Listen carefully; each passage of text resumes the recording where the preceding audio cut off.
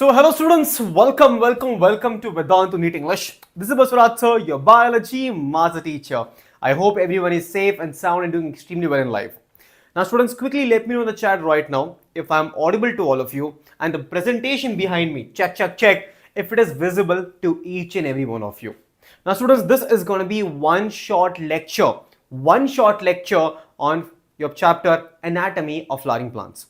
Now students, let me tell you right now, before we start the class, quickly some fire emoji in the chat right now to bring up the fire, to bring up the energy for this particular class, students, Now students, before we start the class, let me make you aware of all the different topics which we will be covering in this chapter. Now for example, if you look at the official syllabus for this chapter, you will notice that there is tissues right here. There is anatomy and functions of root, stem as well as leaf. Now students, let me tell you one more time. This tissue part is not available in your new NCERT. I'll repeat again, this tissue portion is not available in your new NCERT, and henceforth we'll be studying this tissues part from the old NCERT. What is this tissue? This tissue mainly includes meristema tissue, permanent tissue.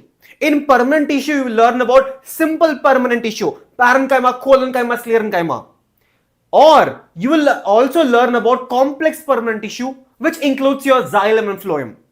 Now again, if you don't believe me, let me show you, students. Let me show you. This is your NEET 2024 question from tissue.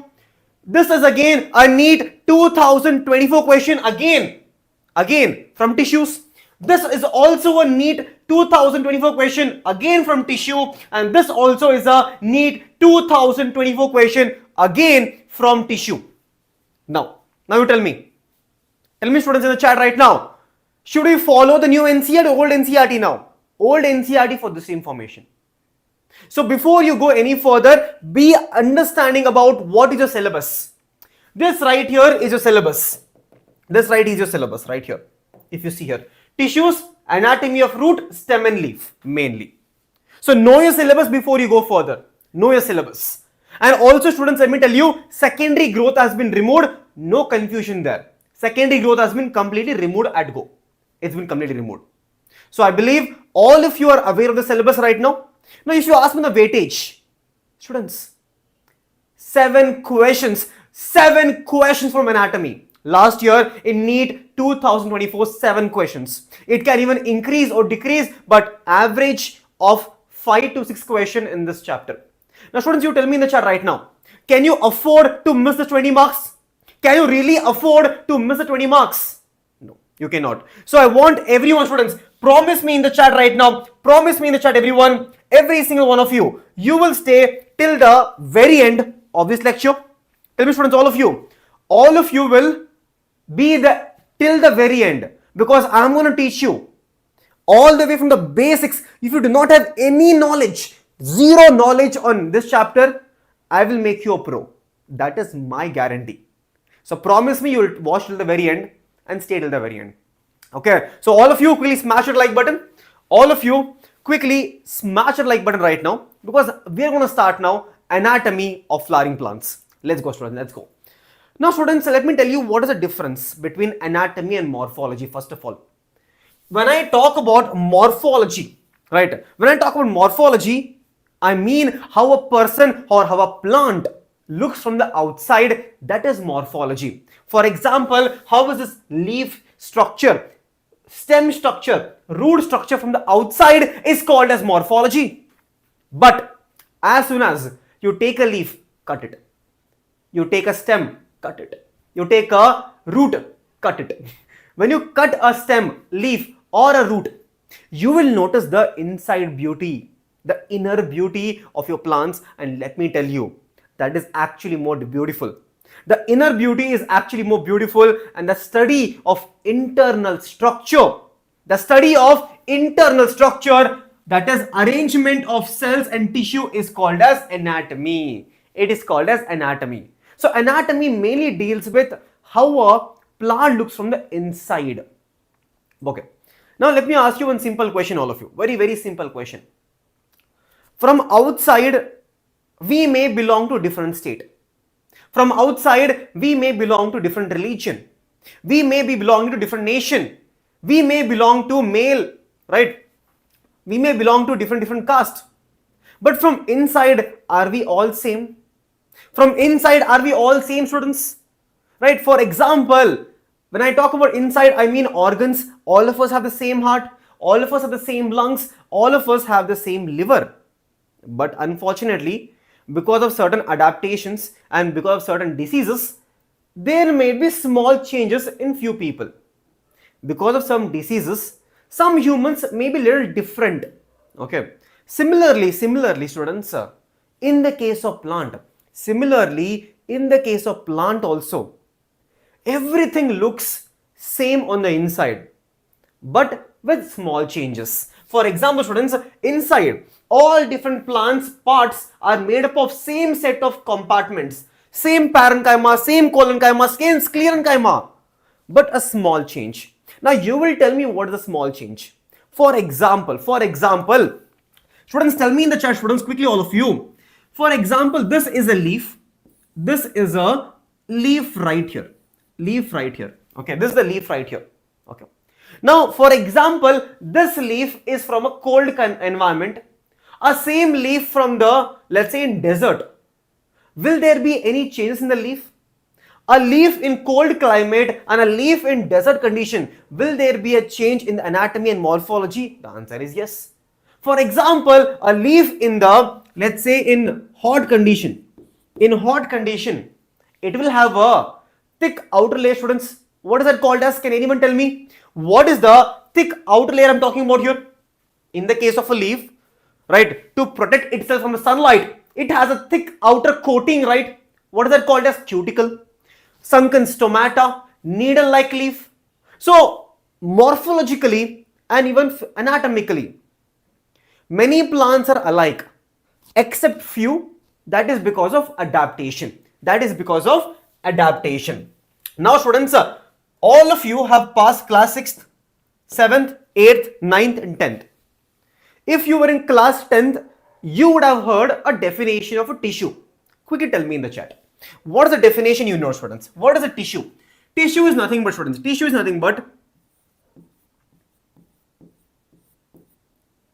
group of cells can be called as tissue. Now, this tissue right here, students, it can have a, let's say, common origin. True. It can have a common origin. Now, this tissue right here, student, it can have common function. Now, this tissue right here, it can also have, students, do you think it has common structure as well? Do you think in that concept? It will have a common origin. I agree with this. It will have common function. I will agree with this. But what about the last statement? Do you think a group of cell, a tissue, do you think they have a common structure? The answer is yes and no at the same time. For example, if you divide the structure into, let's say, it can be same in some cases, or it can be even dissimilar also. It can also be dissimilar also. Now, for example, let me give you a quick example for same. When is it going to be same? It is going to be same with respect to simple tissue. For example, parenchyma, collenchyma, sclerenchyma. In the case of parenchyma, collenchyma, sclerenchyma, the structure is going to remain the same. Same parenchyma throughout, same sclerenchyma, collenchyma throughout. But it is going to be dissimilar when it comes to complex tissue. Now, a quick example here, students. A quick example is going to be the famous xylem and the famous phloem. xylem and phloem. They would have dissimilar. Here we have the parenchyma, collenchyma and sclerenchyma as simple tissue. So all of your basic understanding of a tissue now. Tissue is nothing but a group of cell which can have a common origin, common function, common structure. Yes, possible. Simple. It can have dissimilar also, complex tissue, xylem and phloem. Xylem and phloem. Yeah. Now students, in my class, all of you are aware, you have to be hyperactive. In my class, all of you have to be hyperactive. All of you have to keep on answering. Why? Because if it was offline, I would have caught hold of you and make you answer, make you tell the answer. But since I can't do that right now, I would want all of you to answer in the chat every single time when I mention something. Okay. So that is a deal from my side to you. Deal. Okay. Now students, all of you know what is a plant tissue now. All of you know what is a plant tissue. Now students, what if we can classify that now? What if we can classify this plant tissue? Okay, let's classify students. Let's classify the tissues. Okay, let's divide them, that is types of tissue. Let's divide them types of tissue based on the ability to divide, based on the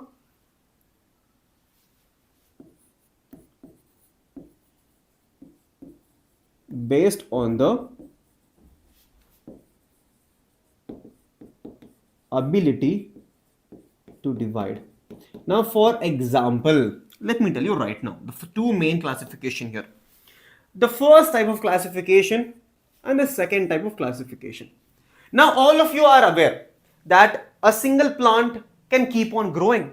Like we stop growing after 20 to 23, vertical growth, it stops. But in the case of plant, they can keep on growing all their life.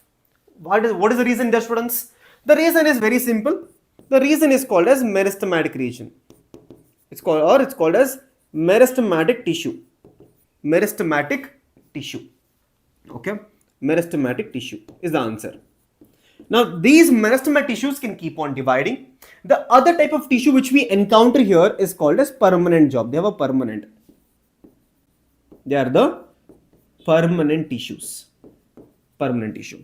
Now again, let me write for you, all of you. Okay. Now this meristematic tissues are basically the dividing cells. They are the dividing cells. At the same time, these cells are living. They are living. Okay. They can be divided into something called as primary meristem and secondary meristem. Primary and secondary meristem. While your permanent cell, students, permanent cell will have fixed structure. They will have a fixed structure. Do they have fixed function? Yes, sir. They have a fixed function. Okay. These cells, permanent tissues, can be living. They can be living or they can be dead in many cases. Now, students, quickly in the chat. Any example of dead permanent tissue? Any dead permanent tissue apart from sclerenchyma? Don't tell sclerenchyma now. Apart from sclerenchyma in the tissue. Okay. Now they can be further divided into simple or complex. This is the basic classification later on. Simple or complex. So I'll repeat again, students, for all of you. Plant tissues based on type. Okay, they can be classified on based on the ability to divide. Meristematic tissue, permanent tissue.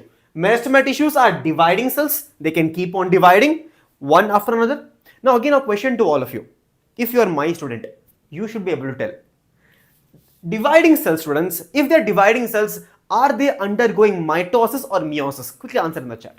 Mitosis or meiosis in the chat. Living, primary and secondary meristem.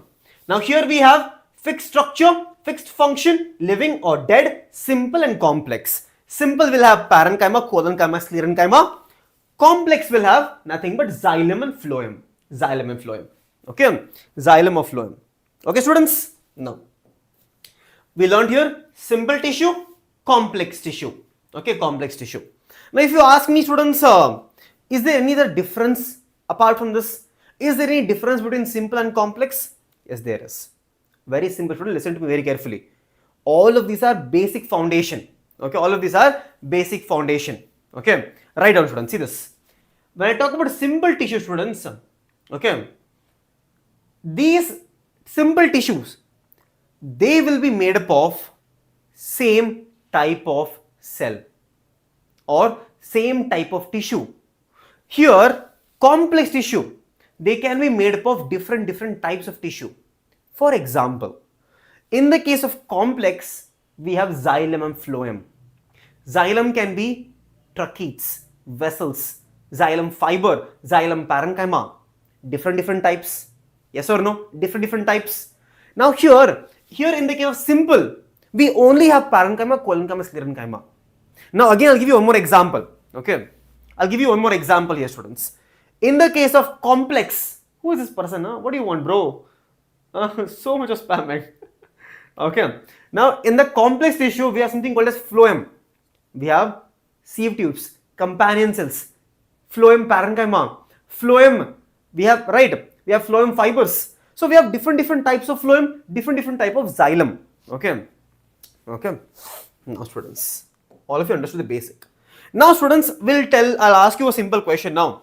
We will see this diagram right here. We'll see this diagram right here and we'll try to understand what is the basic information of a meristematic tissue. Okay, basic information about meristematic tissue, students. Okay. Now students, all of you know these are the cells. These are the cells which are dividing cells. First of all, they are dividing cells. Okay. They are the dividing cells. Now students, tell me in the chat right now, all of you, right? Can you see anywhere intercellular space here? Anywhere? Intercellular space? Anywhere, students? Anywhere? Tell me. Any intercellular space? No. So can I tell intercellular space is absent here? It is completely absent. Completely absent. Now see, these are dividing cells. They will have something called as dense cytoplasm. Dense cytoplasm. Dense cytoplasm. Now apart from the students, apart from that, do you see here thin walls or thick walls? Obviously, dividing cells, young cells, thin cell wall. Yes, there's something called as thin cell wall, and mostly it's primary in nature. Primary. So thin. I'm writing thick. Why am I writing thick? Thin cell wall. Thin cell wall. Okay, thin cell wall, students. That is primary cell wall. Primary cell wall can be seen here. Okay. Now, apart from the students, do you see nucleus one bindi here? It looks like a bindi, no? Do you see any type of nucleus here? Tell me yes or no. Do you see that nice bindi here? All of you. There is a nucleus. Is it central? Central. Large nucleus. So we have large nucleus here. Large nucleus. We have large nucleus. Okay. Now since this is a young cell, vacuoles are generally absent here. Vacuoles are generally absent. And these are small cells actually. Small cell. It may look a large cell, it is not, it's very tiny cell. It's just, it has a very large nucleus, that's all. Large bindi it has. Okay. Now, clear, students? ICS is intercellular space. ICS is intercellular. I'll write it off, students. I'll write it off for you. Write for you.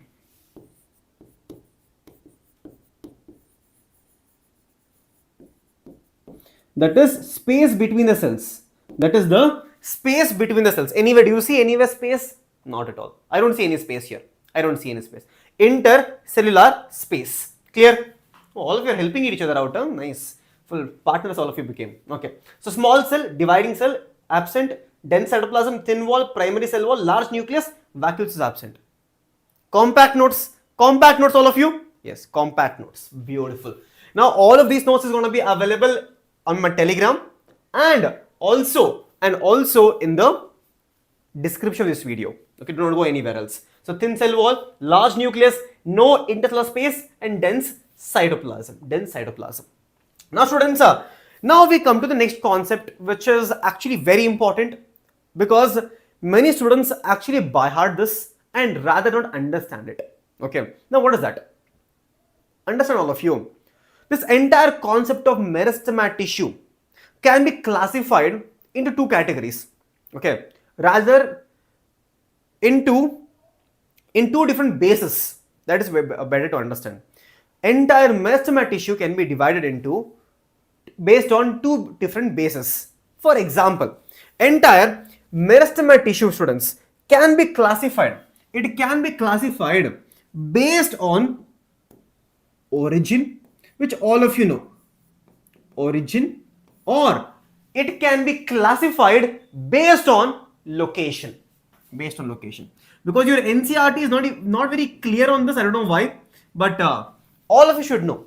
Meristema tissues can be divided into two categories based on the origin and based on the location. Okay. Google G, you learn this, I'll tell you later on. You learn this first. Okay. Answer my question, I'll tell you everything. Biodata I'll give you. Put it on some matrimony. Okay. Now, based on origin, you understand first. Based on origin. Based on origin, you understand first of all. Based on origin. Now, all of you might be aware of this. Based on origin, meristema tissue can be divided into two separate categories. Okay. The first one is called as primary meristem. Primary meristem. The second one is called as secondary meristem. It's called as secondary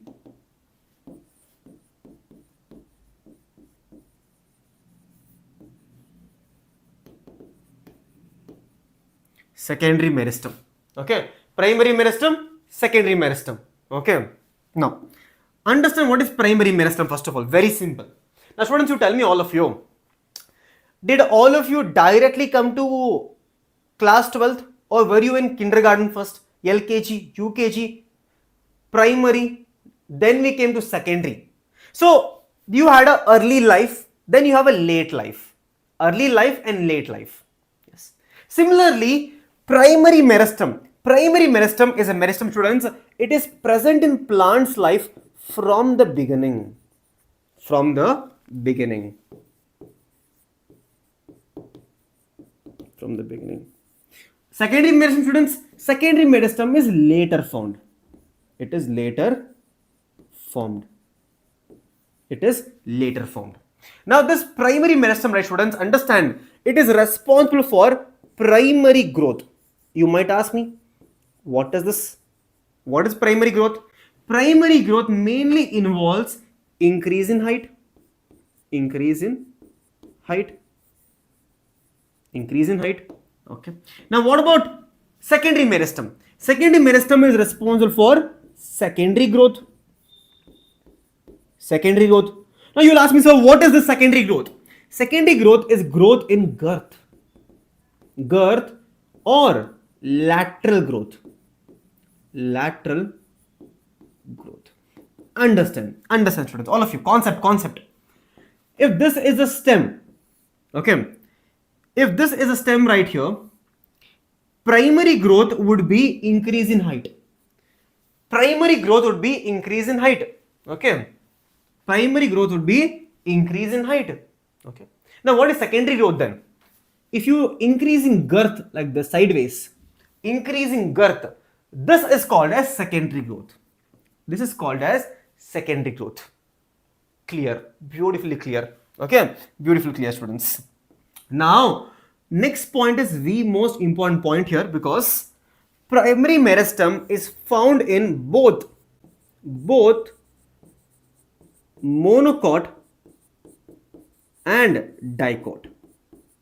Now, what do you think here, students? Do you think we, by any chance, by some magic, some alien plant, do you ever see secondary growth or secondary meristem in the case of monocot? Is it possible? Not possible. So this particular secondary meristem, later formed in life, which shows secondary growth, it is found only in the case of dicot. Only in the case of dicot. Okay, only in the case of dicot. So I'll repeat again, students, for all of you. Nice notes on today, students. I'm only proud today, certainly. Okay, so based on origin, Based on origin, what do we have here? Based on origin. Based on origin, we have primary meristem, secondary meristem. Primary meristem from the beginning, secondary meristem later formed. Primary meristem for primary growth, secondary growth. Okay. Primary growth is height, second growth is girth. Found both in monocot and dicot, found only in dicot. That's all. That's all. I believe this is how easy anatomy is. This is how easy the anatomy is. Entire concept, I'm going to make sure it's going to be on your fingertips. Okay. So smash the like button right now. The target is around 300 likes. Absurd, no? Absurd. But let's kill it. Let's make it 300 likes. Okay. I want someone to keep a reminder for me later on. Okay. Proud of me, certainly. Who is proud of me now, certainly? Huh? Okay. Who is proud of me now? Region of meristematic, I'll show you. You're talking about region of meristematic activity. No, I'll show you the diagram. Diagram we'll learn. Don't worry. Now, students, that was based on origin.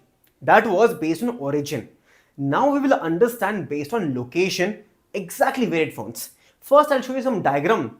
Then I'll make you write also, because it's my job to make you notes today. Okay. First, I'll show you the diagram. First of all, see this diagram, friends. See this diagram. This is based on location. Now, someone will say, sir, what is this based on meristematic activity, based on location? Can you see here? Some type of meristem can be found here. That is the apical region. Some meristem can be found here. That is between mature tissues. Some meristem can be found in the sideways. Can you see sideways in the plant? Looks like one face now. Two eyes, one mouth, face. Okay. So apical, intercalary here, and this is lateral. This is lateral meristem.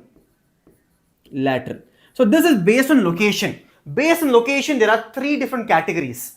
First is apical on the top, lateral on the sides, intercalary between the mature tissues. Okay. So with that basic information, let's write now. Let's write.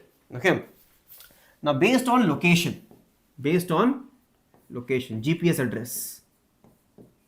Based on location. Okay. Now based on location, we have the apical. First of all, students, apical will be present where, students? Apical will be present on the top or apex.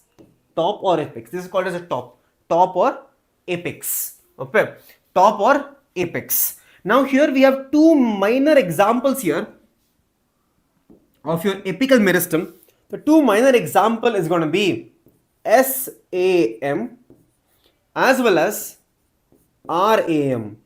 Ram and Sham, two brothers. Okay. Now what is SAM? SAM stands for shoot apical meristem. Shoot apical meristem, for example, if this is the soil right here, in this soil right here, students, a plant is growing on top. This is the plant growth. Let's say this is the plant is growing here. Plant is growing here.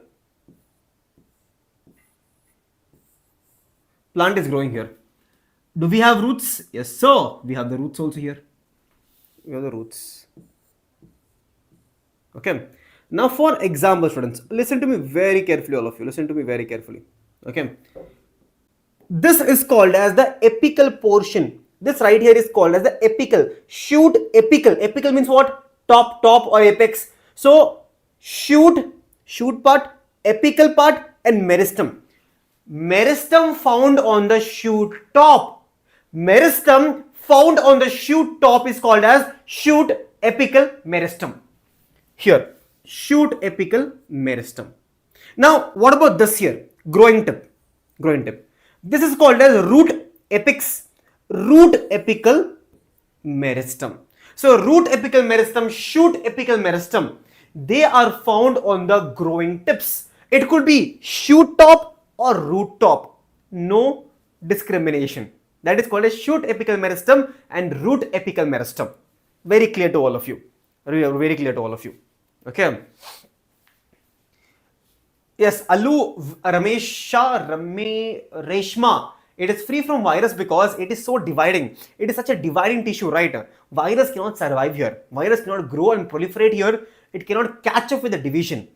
So that's a very fancy thing. So what do we do is, there is something called as tissue culture. How many of you heard about tissue culture? Raise your hands. How many of you heard about tissue culture? Raise your hands. Tissue culture.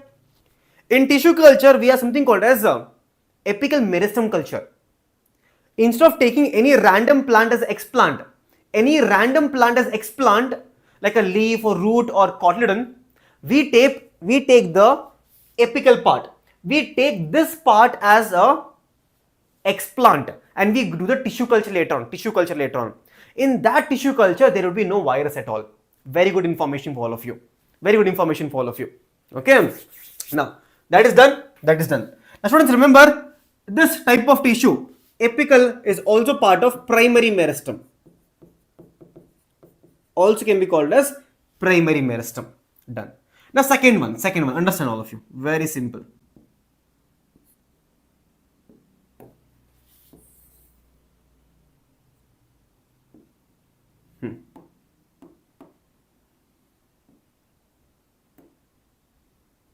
Okay. No. Second one is called as intercalary.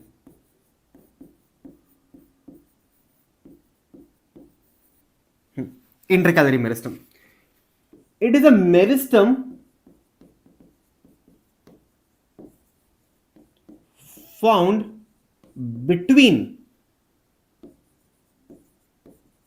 mature tissue. For example, you can say mature tissue or permanent tissue. Okay. Now this is mainly found in the case of monocot. Now responsible for internode elongation. You might have seen in the case of grasses, right? Grasses which are monocot, if a cow is coming eating the top portion of, very soon, that grass will keep on growing very fast because the internode keeps on elongating. There. That is because of intercalary meristem. Okay. Intercalary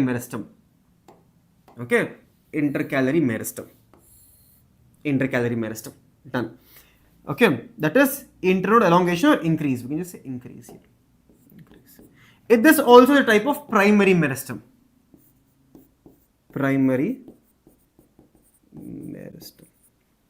Done.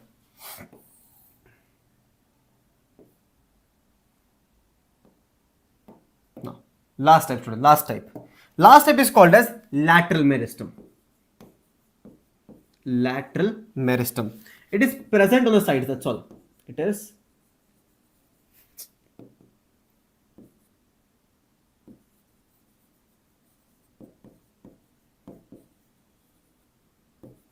It is present on the sides. Now here you will understand two different examples here. That is vascular cambium and cork cambium. Students, this was part of your secondary growth. It has been removed right now. Vascular cambium and intercalary cambium and cork cambium. Now it is found only in the case of dicots. Students, you tell me in the chat, if it is found only in the case of dicot, it should be part of your primary meristem or secondary meristem in the chat. Tell me quickly in the chat. It should be present, right? Only in dicot means primary or secondary. It has to be secondary meristem.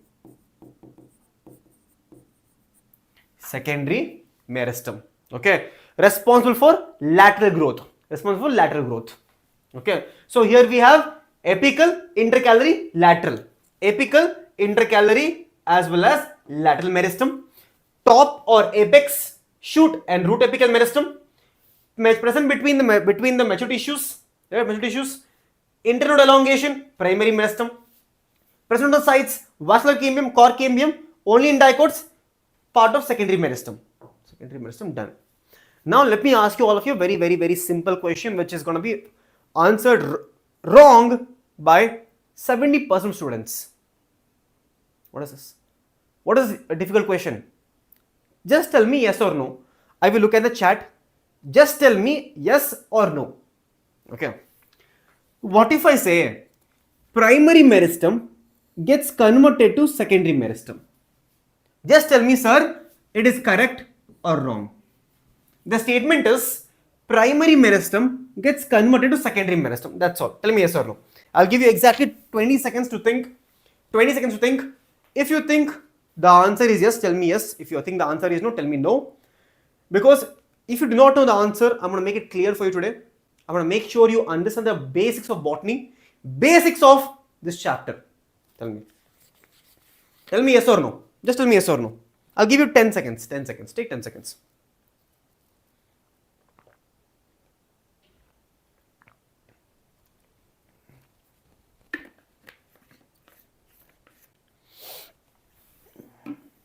Done? Oh, so proud, huh? Suddenly. Suddenly I'm so proud. Okay, students. Deep breath. Before the concept, no? Before the concept. Students, always remember this in your life. Always remember this concept. Okay. It is never possible. It is never possible for a primary meristem to get converted to secondary meristem. It is never possible. Never possible. Then what will happen, sir? What exactly happens? Let me teach you the concept of differentiation, de-differentiation, redifferentiation one more time right here. Okay? In a very basic way, will help you to connect the dots. See this. Always remember, students. Always remember. We have a primary meristem here. Primary meristem. Okay. This primary meristem will always produce something called as primary tissue with the help of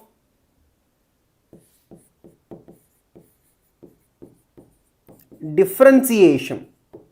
That is, a primary meristem will undergo differentiation. That is what?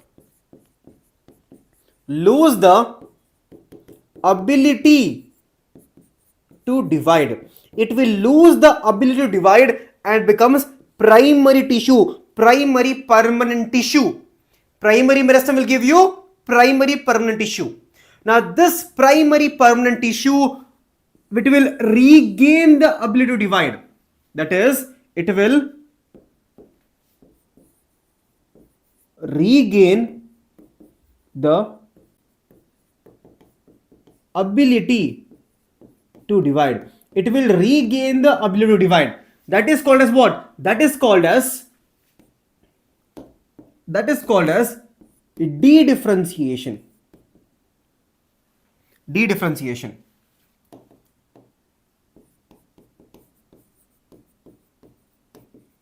De-differentiation. From primary tissue we get secondary meristem. Secondary meristem. So primary meristem, primary tissue. Primary tissues undergo redifferentiation, regain the ability to divide. Secondary meristem. Secondary meristem can divide. Can it divide? Yes, it can. It can divide. It can divide now. So it can divide. It will again undergo a process called as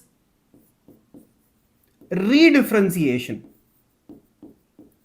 Redifferentiation. Now what is redifferentiation? Again, students, what is the redifferentiation? That is, it will lose the ability to divide again. Lose its ability to divide. So all of you listen to me very carefully, all of you.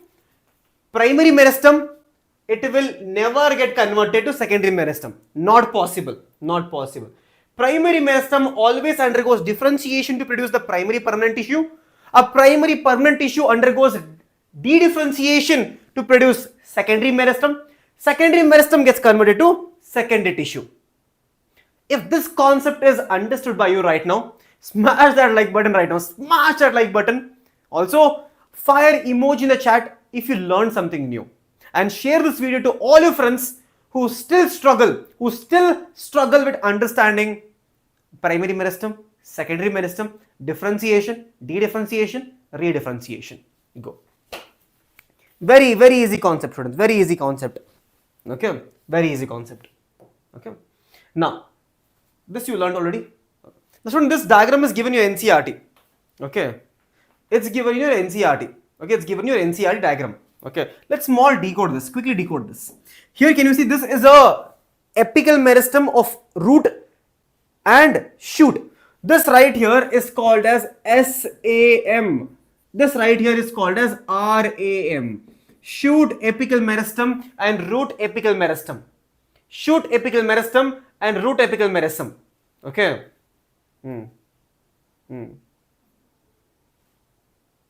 Okay. Clear? Clear. Okay. Now students, see this very carefully. Can you see all of you? This is your entire SAM. SAM is right here. So RAM. Okay. Oh, one second. This is root, no? RAM. So shoot. Okay. Now can you see, students? RAM. This part is your actually RAM. Okay. RAM. Now here can you see? It will divide on the bottom, divide on top. Dividing on the bottom, produce the initials of root cap and root cap on the bottom. On the top, what do we get? Protoderm, cortex, central cylinder. This protoderm, which eventually becomes something called as epidermis. Cortex is the middle part. Central cylinder becomes the vascular bundles. See, if you know any section in the world, outer will be epidermis. If it is a root, it is called as epiblema. I'll teach you that later on. Epidermis, cortex, and cortex. This is going to be cortex. Cortex and vascular bundles on the inside. That is the diagram given here. Now see this diagram. Shoot diagram you see here, students. Shoot diagram. Can you see here? This part is called as shoot apical meristem. SAM zone. Now, if you can see, students, this is called as leaf primordia. The meaning of leaf primordia is the initials of leaf. Before leaf formation, some leaf is there. Okay, this will convert to leaf eventually. Leaf. That is, when this axillary bud right here, when it keeps on growing on top, as the axillary bud is growing, leaves are produced in an acropetal succession. Leaf will keep on opening. For example, this will open up like this. It will open up like this. All of you can visualize, all of you can think, no? Small thinking capacity you need. Okay. See, if SAM is growing, all leaves are produced in an acropetal succession. Okay. Succession. Now, students, when this particular SAM is growing, when shoot apical meristem is growing, some cells are left behind. Can you see here? See this? This is your stem. This is your shoot apex. It's growing on top. Leaves are produced. Okay. Let's take this leaf. Let's take this leaf right here. Okay. When this leaf is produced right here, in the leaf axil, this is called as leaf axil. In this leaf axil, some cells are left behind. Can you see here? What is happening? Some cells are left behind. Some cells are left behind the leaf axil. Now this leaf axil, right? This gets converted to something called as what, students? These some cells are left behind here. This is nothing but, this right here is nothing but axillary bud. It is nothing but the axillary bud right here. Can you see? Axillary bud right here. So when it is growing, right? When it is growing on top, SAM, some cells are left behind in an acropetal succession. Some cells are left behind right here. Those cells make up the axillary bud. And this axillary bud eventually can develop into a branch. It can develop into a branch, or it can develop into a flower. It can develop into a flower. Develop into a flower. That is axillary bud. Axillary bud. Okay, that is your axillary bud right here in this corner. See this, what is given your NCERT? All of it is NCERT, you see this. Growth in plants is largely restricted to those specialized regions of active cell division called as meristem. That is where the actual cell division takes place. Then we have apical meristem. Yes. And then the apical meristem. Root apical meristem occupies the tip of the root, while the shoot apical meristem occupies the distant more region of the stem axis. Okay. See here. During the formation of leaf and elongation of stem, some cells are left behind. Can you see here? Some cells are left behind here. Some cells are left behind. Shoot apical meristem, okay, constitute the axillary bud. Such buds are present in the axil of leaf. All of you know what is axil of leaf? This is called as leaf axil. Axillary bud present in the leaf axil, okay, are capable of forming a branch or a flower. Done. Okay. The meristem which occurs between the mature tissue is known as intercalary meristem. Intercalary meristem, I told you, present between the tissues. Intercalary meristem. They occur in grasses and regenerate part removed by the grazing herbivores. Both apical meristem and intercalary meristem are primary meristem. Very, very important point. Apical and intercalary both are what? Primary meristem. They appear early in the plant's life. Primary meristem, and contribute to the formation of primary plant body. The primary plant body is nothing but increase in height. Okay. Now, meristem that occurs in the mature regions, I told you, of the root or shoot is called as your secondary meristem. It can be called as secondary or lateral meristem. Secondary or lateral meristem. Now, as usual, every single time I am reading the statement, every single time I am telling you this paragraph, do I always point out the mistake in NCERT? I do. So today also I'll do it, because I have to keep reminding NCERT, no, you have made a mistake here. See this, all of you. See this. It's a grammatical mistake here. See this. All of you notice very carefully. It says here secondary meristem or lateral meristem. You will consider lateral equals secondary. Yes or no? Tell me. Yes or no? You will always consider secondary equals lateral. Both are same to same for us. All of you will consider that. If you are a student, you will consider. Okay. Listen to where now. Problem is, I'll tell you where. They are cylindrical meristem. Here's the problem. Fascicular vascular cambium, interfascicular cambium. Okay. Interfascicular cambium, fascicular vascular cambium, interfascicular cambium, and core cambium are examples of lateral meristem. Examples of lateral meristem. I'll repeat the line one more time. Listen to me very carefully. I'll point out the mistake. Fascicular vascular cambium, interfascicular cambium, and core cambium are examples of lateral meristem. NCERT says these three, fascicular vascular, interfascicular, and core cambium, they are examples of lateral meristem. Will you automatically consider all three of them to be also part of secondary meristem? Tell me yes or no in the chat now. Tell me yes or no. Will you do that? Will you automatically consider, since it says or right here, fascicular vascular cambium, interfascicular cambium, and core cambium, you will consider them as secondary meristem? Obviously, that is where the mistake is. Because students, that is not the actual answer. I will tell you right now. Listen to me very carefully. I will show you diagrammatically where are they found. For example, students, all of you listen to me very carefully right now.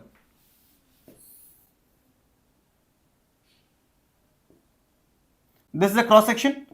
Okay, let's say this is a cross section.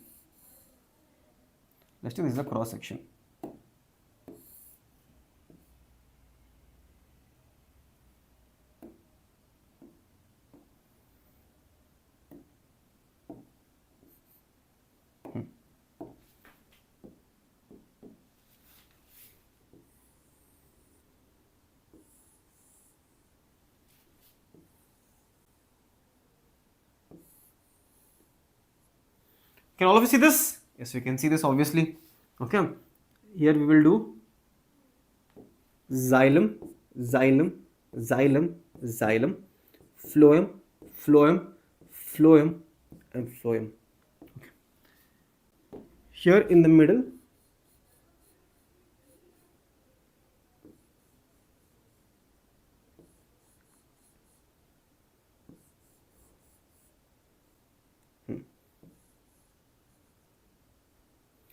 now all of you listen to me very carefully right now. Okay. This one right here, the red color one, which is present between the two vascular bundles, that is called as intervesicular cambium. It is called as intervesicular cambium. Okay.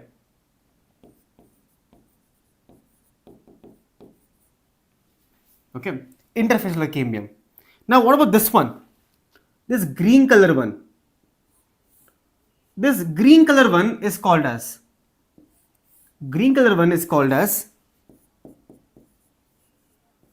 vesicular vascular, or it can be called as intravesicular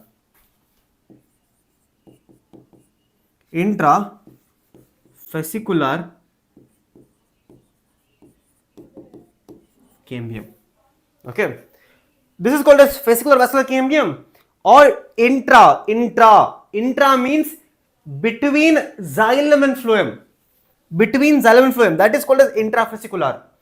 This one, red color one, is called as intervesicular. Now here is a small twist. Okay, this one is secondary meristem.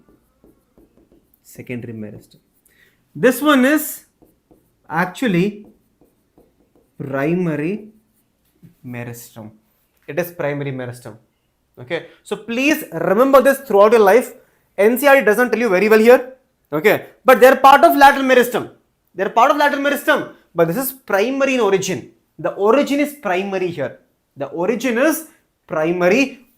is secondary. Because students, in this spot right here, initially we had medullary race.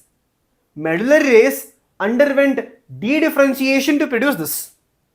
Okay, so it is part of secondary meristem, primary meristem. How many of you understood the complex things? Students? Is it complex? This is the small things which makes anatomy very interesting actually.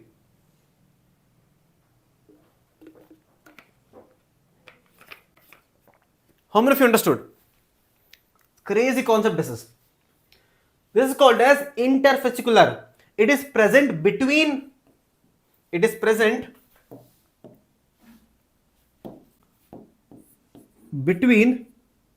vascular bundles. One is here. Between them it is present here. This one is present within it is. Okay. Core cambium is present later on. See, if I have to teach you core cambium, then I have to teach you something called a secondary growth. Okay. So let's not go into detail. Understand the basics where NCERT is given to you. Okay. Now, this is done, permanent tissue. Now students, till now, this is a PYQ here. Lateral meristem has intervesicular, and core cambium. All three are part of lateral meristem. Okay. Solve this question, quick answer in the chat. All of you. Quick answer in the chat,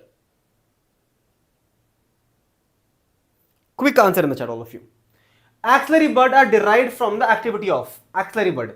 I told you, axillary bud are formed when the apical meristem, keeps on growing, some cells are left behind. That is called as, that's the answer. Apical meristem. I hope it is visible to all of you. Right? 2023 question. Consider the following plant parts: axillary bud, vesicular vascular cambium, intervesicular cambium, core cambium, intercalary meristem. Identify the lateral meristem among them. Lateral meristem, lateral meristem. So what is the answer? Tell me what is the answer now? B, C and D. B, C, D. Option number 2.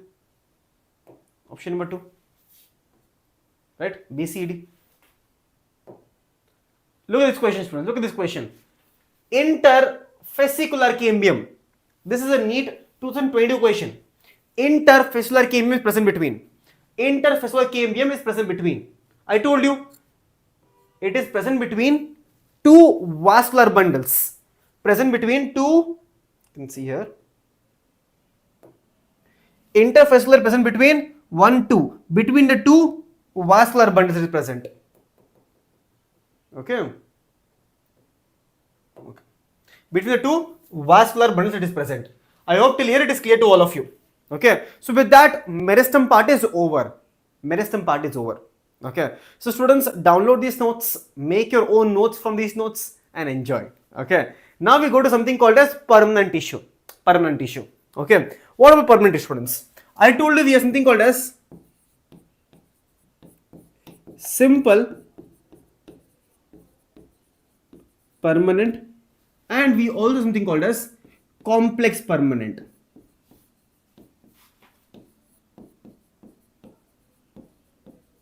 Simple permanent and complex permanent. Now what is simple permanent, students? Simple permanent. Very simple. Yes, it is very simple. It has only one type of cell. One type of cell. Example is parenchyma, collenchyma, as well as sclerenchyma. As well as sclerenchyma. Done. Now what is complex tissue, students?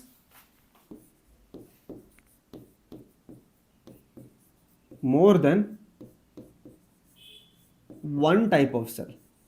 More than one type of cell. Example, xylem and phloem. As well as phloem. Simple difference between simple permanent and complex permanent. Done. Now students, this is your parenchyma, collenchyma, sclerenchyma. Now one by one, we'll go over each one of them. I want everyone to write with me, draw with me and understand with me now only. I do not want any one of you to take any information from today's class as a backlog. If you have to sit again and read again and again, no. Understand in the class, write in the class and understand. Okay. Now students, can we go to parenchyma now? Okay.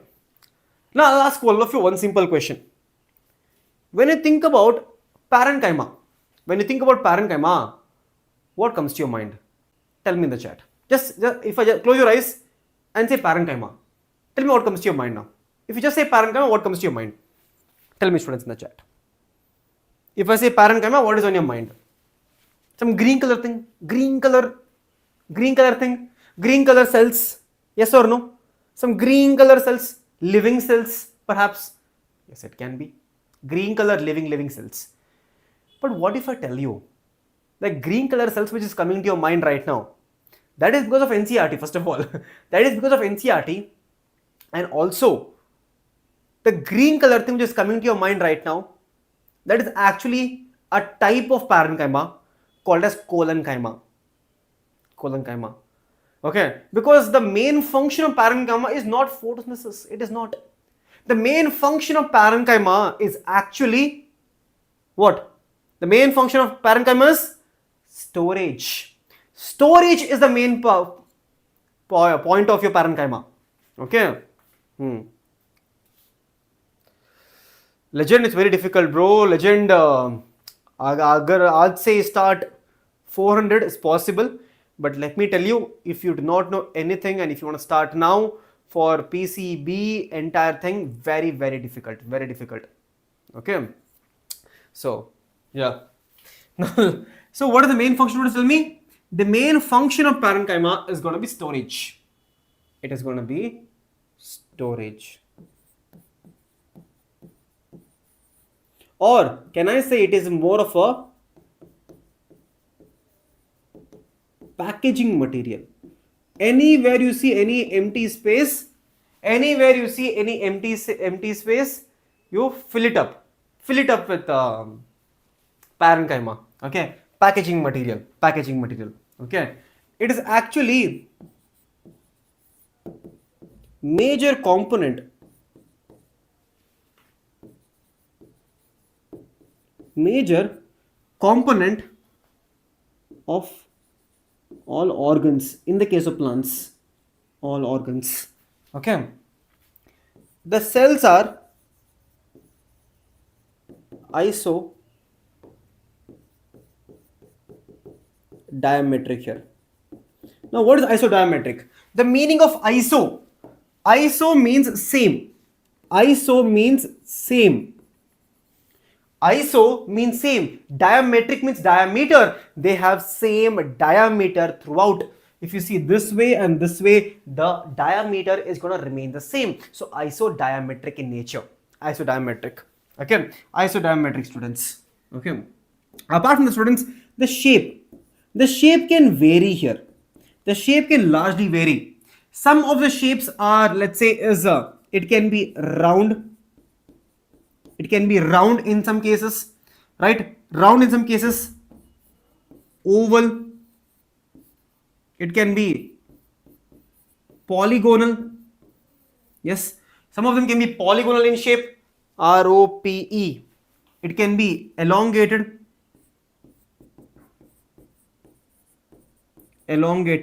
or even spherical. It can be spherical. All possibilities there. All possibilities there. Okay, so it can be round, oval, polygonal, elongated, and spherical. How do you remember this? Ropes. ROPES. Ropes. Okay. Now, students, what about the intercellular space? ICS. Do you find any ICS here? Any ICS? No. So, intercellular space is generally absent in the case of parenchyma. Okay. So, ICS is absent here.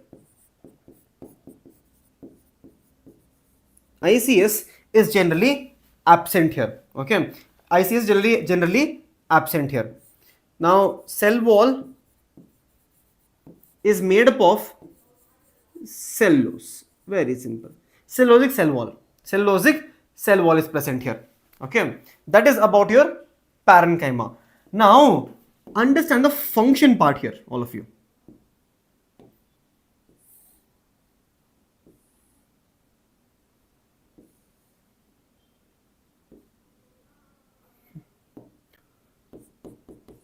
Function. See, all of you know the main function is what, students, tell me? Storage is the main function. Main function is always the storage. Main function is always the storage. Apart from storage, some of the cells can be photosynthetic in nature. When they are photosynthetic in nature, they are called as chlorenchyma. They are called as chlorenchyma. They're called as what? Chlorenchyma. Some of them can help in gas exchange. Gas exchange also. Gas exchange. Friends, tell me, if a parenchyma has gas, it can be called a spongy parenchyma. It can be called a spongy parenchyma. Okay. Some of them can help in buoyancy. Some of them can even show secretion. Okay, secretion. So all of these are called as functions. This is about your parenchyma. Storage, packaging material, major component of organs, very less intercellular space present here. Components of parenchyma. Very, very simple. Very simple. Okay. At the same time, okay, the students, what do you know about chlorenchyma? Now, okay, this is living. Okay. Now, students, chlorenchyma, do you think chlorenchyma is living or dead? Chlorenchyma, do you think is living or dead? Remember always, parenchyma, chlorenchyma, both are living. The only dead,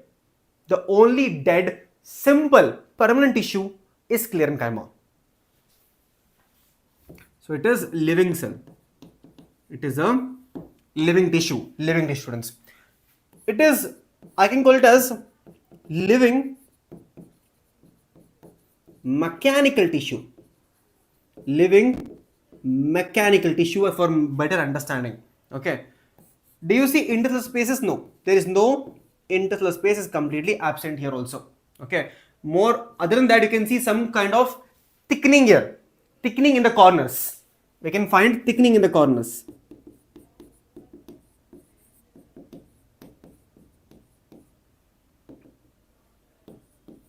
Thickening in the case of corners. Okay. That is, in the case of cell wall here, this is very, very important line. There is pectin depositions. There is pectin deposits here. We can find deposits of pectin here. In the case of your parenchyma, cellulose. Here we have pectin deposits. Pectin deposits. Very, very important line. Pectin deposits. Okay. Okay. Now, where do you find? I told you, parenchyma is found almost everywhere. Major packaging material. But where do you find colon? Where do you find collenchyma? There is a special category here. Understand? This particular simple tissue, that is collenchyma, students, it is present in a structure called as hypodermis. Hypodermis. Now you might ask me, sir, is this hypodermis present in the case of monocot, dicot, root, stem, leaf, everywhere? No. Because right now, students, I'll tell you the most important line. Fix this in your mind right now, because many questions will come from here. Many questions will come from here. Listen to us very carefully. Listen to us. Collenchyma is absent in roots. It is completely absent in the case of roots. Completely absent. In any root system, you will never find collenchyma. Never find collenchyma. It is absent in monocots. It is also absent in the case of monocots. So if it is absent in the root, absent in the case of your monocot, where do you find? Where do you find your flexible mechanical strength providing collenchyma? The stem of dicot. It can be present in the stem of dicot. You might have seen, right, the green stem, the herbaceous stem, the green herbaceous stem which can bend very easily. That is where we find collenchyma. The petiole of a leaf, the petiole can bend, flexible to wave in air. Why? Because of collenchyma. Okay, so it is flexible tissue. It is flexible, or it provides elastic effect. Provides elasticity. That is elasticity. Okay. Provides elasticity in petiole and stem. Petiole and stem. Flexibility, elasticity. Very easy, no, students? Very easy, right? Tell me yes or no. Tell me yes or no, students. Yes, this is very enough for you. This is enough for you if you're learning for the first time. It's enough. Okay. So, hemicellulose and cellulose also.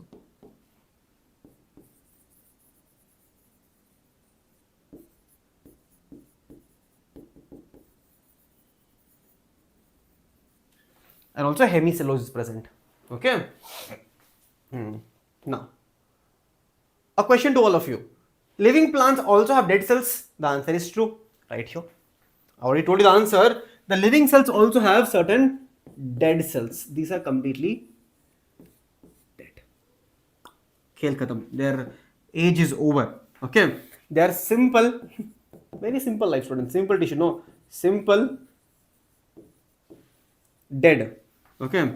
Tissue. Simple dead tissue. Simple dead tissue, students. If they're dead, what is the mechanism? Mechanism is always going to be mechanical support. Mechanical support. mechanical support they provide. Yes. Now students, these cells, okay, some of them can, I'll show you diagram, okay, they can be long, they can be narrow, okay, now here cell wall is said to be lignified. Now here lignin deposits, okay, lignin deposits, here we have pectin deposits, here we have cellulose, only cellulose, okay. So remember students, remember what exactly happens here. Let's write lignin. You will have lignin. So lignin in the case of sclerenchyma, pectin in the case of your collenchyma, only cellulose in the case of parenchyma. Okay. Now here students, here we have two types. All of this is based on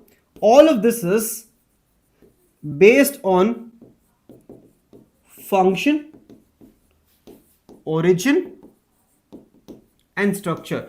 Based on function, origin and structure. Based on function, origin and structure, we have two types of sclerenchyma that is called as fibers and sclerets. Fibers and sclerets are two types of your sclerenchyma.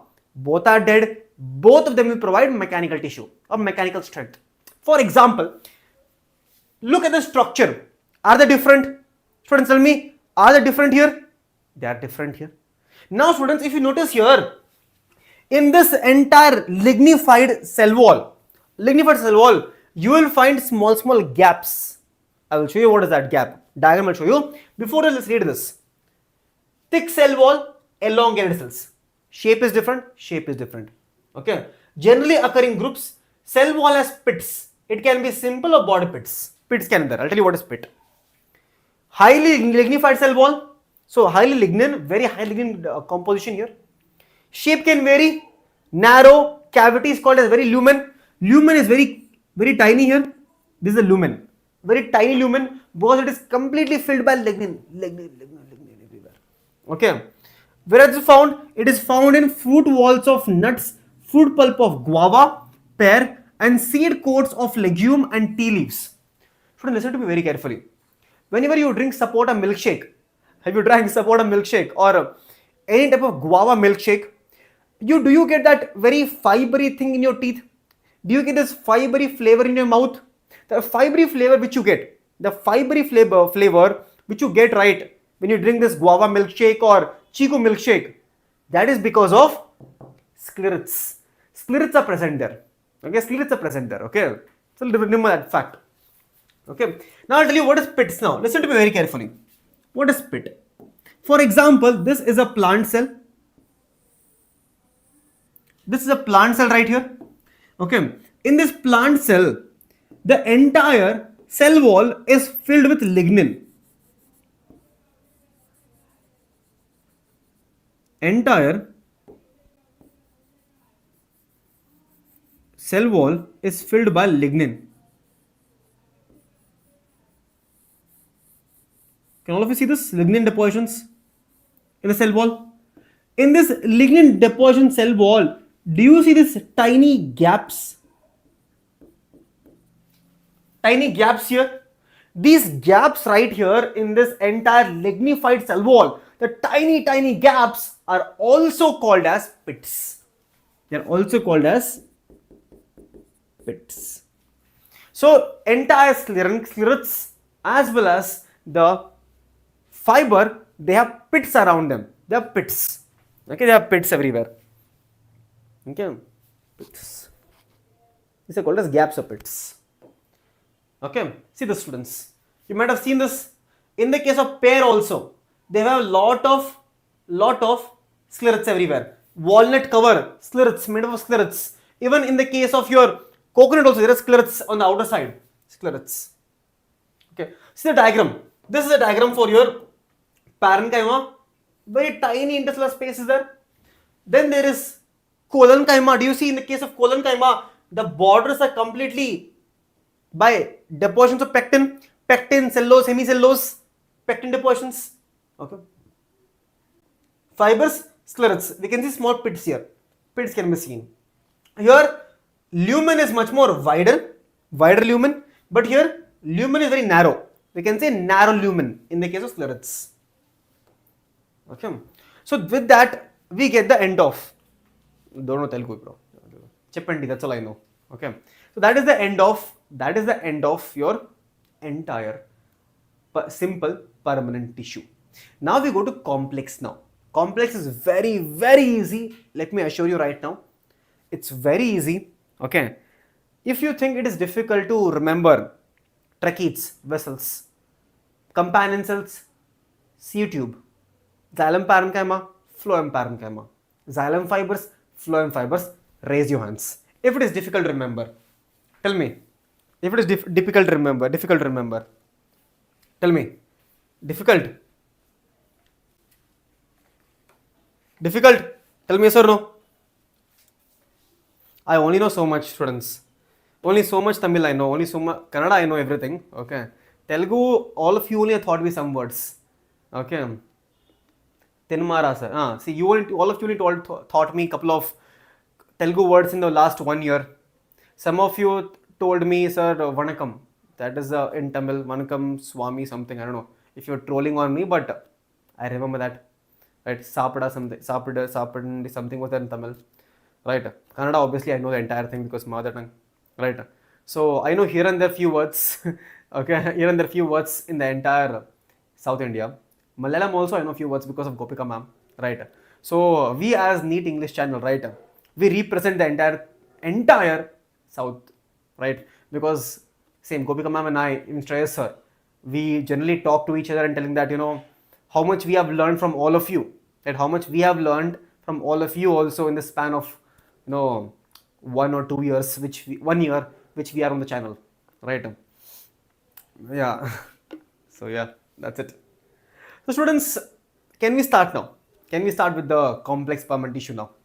Okay. So that's what? There is Tamil, there is Telugu, there is Malayalam, there is Kannada. So for some reason, all of us, it is so comfortable to learn in English. I don't know why, right? So all of us can connect to it one. Yeah, I'm learning everything. I'm learning Tamil also. I'm learning everything because it's very important, right, to be multilingual. It is so important to be multilingual. Okay. So let's start with complex tissues now. Complex, just like the life. Okay. The students, in complex permanent tissue, right, we have two broad categories. One is called as your phloem. One is called as xylem. Xylem and phloem. Okay. Now, students, I will tell you my theory for xylem. Okay. Xylem. Okay. I'll tell you my theory for xylem. You can remember xylem. Okay. All of you know this simple question. To this answer this very simple question. Tell me, students, what does xylem help in? Then I'll tell you my story. Okay. Tell me, what does xylem help in? All of you tell me, what does xylem help in? Okay. All of you, tell me. What does xylem help in? It is a conducting tissue. All of you will agree with me. It is a conducting tissue. It is a conducting tissue. All of you will agree with. It can be living or non-living. Living, or it can be non-living. Living or non-living. Okay. Main function is it helps in conducting water. Tanni, you say no? Water. Okay. What is the direction? Direction is always from the roots. Always from the roots. Or there are certain exceptions which I'll tell you later on. Okay. Certain types of orchids. Orchids can actually absorb water from the atmosphere. Fun fact for all of you. Okay. Always goes from root to stem to leaf. This is the basic. They have the framework. Okay. So students, understand here is that you can understand the entire okay, xylem concept with resembling to something called as pipe. Now, what is this pipe now? Students, tell me in the chat right now, how does the water come to your house? water has to be pumped from the borewell or your corporation. They'll give you water, but it has to come into your house. It has to come into your house, right? How does it come? Does it directly float and come? Water is floating in the air? No, not possible. It has to come in pipe. Now, I want everyone to visualize this entire unidirectional flow from your soil to the top. Entire unidirectional flow of water with respect to pipe. We have certain big pipe, small pipe, but pipe is there. Okay. There are pipes which are connecting, and at the end of it, we have a tap. We'll open the tap, water is running. Okay, water is running. So this is called from rain. Nice. From rain. Full year you do rainwater harvesting. What is null? Full year you do rainwater harvesting only. No, no, I will tell BBM, I will tell your corporation to cancel your water now. Full rain you want to, no, there is no rain so much. Okay. Now, this is what you're getting water. Okay. Now, students, see here, you have 1, 2, 3, 4. 4 different types of xylem. Now, the first thing which you need to understand here is how many of them are living, how many of them are dead. Sad, RIP. Okay. Understand, students. Understand here. Tracheids, non-living. Non-living. Vessels, again, non-living. Parenchyma, living. Fibers, non-living. So the ratio here is 3:1 ratio. 3 are non-living. Non-living. This one is living. This one is living. So 3 is non-living, 1 is living. Remember this ratio for your xylem. Okay. Now, students, the pipe theory comes. Okay. Ready, students, for the pipe theory? Okay. The theory of pipe. Okay. Always remember that whenever the water is coming to your house, it is coming in pipe. All of you know that. But it is coming to your bathroom or kitchen everywhere through a small pipe. The small pipe is called as tracheid. This right here is the, let's say this is a small pipe. Here we have a tap. Water is running. You open the tap, water starts flowing. Water starts to flow. Okay. Water starts to flow. This is called as pipe theory. Understand. Very simple it is. You will never forget tracheids and vessels now. You will never get confused also. Okay. Tracheids is your, okay, pipe. Long, elongated tube-like cell. Long, elongated tube-like cell. Makes sense. It has tapering end. You see it's tapering end. The actual meaning of tapering end is this. The actual meaning is tapering end like this. This is called as tapering end. Tapering end. Okay. Thick lignified walls. Obviously, pipe has to be very strong to completely take the water. It is strong. Okay. Lignified wall. Inner layer of the cell wall have thickening that vary in form. Okay. Thickening can be vary. Okay. Dead cells without protoplasm. They're completely dead cells. One of the main water transporting element of xylem. It is in your house. The entire water is coming through this small tap. So tracheids is the long elongated tubes, tapering end, lignified cell wall, and also main reason for transportation or conduction of water in the xylem. That is all, students. That is your tracheids. Tell me. Okay. Tell me. Difficult to remember now tracheids. Difficult to remember tracheids. Not difficult. Not difficult at all. This is your tracheids. Tracheids, students. Tracheids. Okay. Tracheids. Done? Done, students? It will be present in your gymnosperms and pteridophytes. They will be present in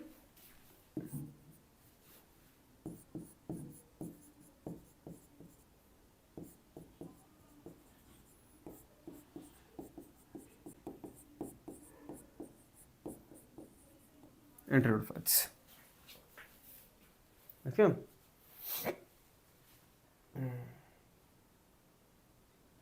This is vessel now. Now here I'll tell you one more trick now. Okay, tell me students, when the water is leaving your house, does it go in a small pipe or large pipe? Tell me. When the water is leaving your house, drainage, the gutter, all of you know drainage, no? When the water is leaving your house, it is going to a drainage. Is it going through a small pipe or large pipe now? Large pipe. And if you go behind your building, you will see that right, you will find so many pipes joined together. If you notice that in the case of your drainage pipe, multiple pipes are joined, one joint pipe here, one different type of pipe here. This is your drainage pipe. This is your drainage pipe. Vessels is your large drainage pipe. Okay, long cylindrical tube. Can you see? It is long cylindrical tube made up of many cells called as vessel members. What is vessel member? Understand. Okay, see this. Here we have, all of you see this. Each one is a vessel member. Each one of them are joined to each other. Vessel member. Okay. Okay, each cell has lignified cell wall and large central cavity, no protoplasm, interconnected through perforation in the common wall. Can you see here? Here there will be perforations. Here there will be perforations like this, perforations. Just because of perforations, imagine if I am adding water from here, the water will pass through. Easily. Why? Because there are small holes. Perforations means holes. There are small gap here through which water can keep on flowing. That's all. And it is more advanced. It is present in angiosperms. But students, even though the drainage pipe is very large, right? It may be large, but the lumen is a different story. I'll tell you. See here. Okay. Narrow lumen, see wider lumen. Vessels is wider lumen, large pipe. Okay. Large, wider lumen, narrow lumen, small pipe. Okay. Present in all vascular plants. It could be present gymnosperms, angiosperms, pteridophytes. Students, do you think we find them in bryophyte also? Is it possible to find your vessels in the case of bryophytes? Tell me yes or no. Quickly in the chat. And all of you, like that video quickly. Not this video, that video, this video.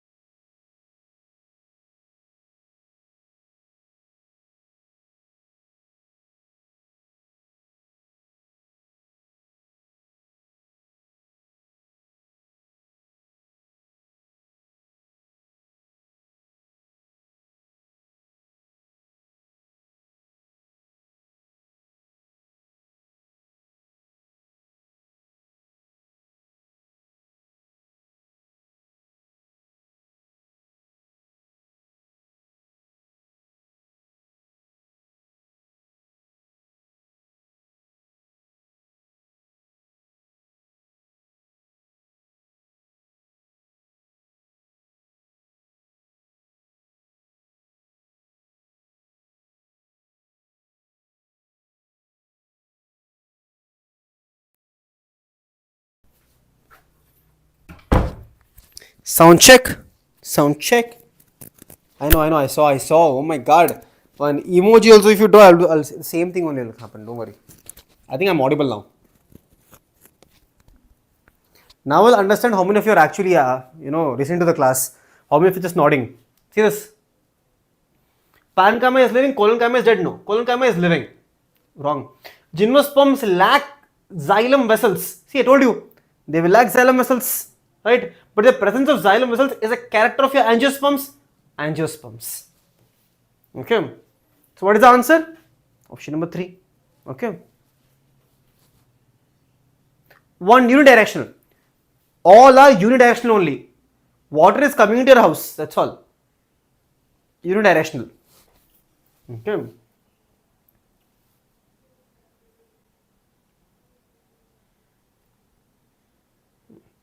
Students, this is very simple again. Xylem parenchyma, you don't have to remember a lot.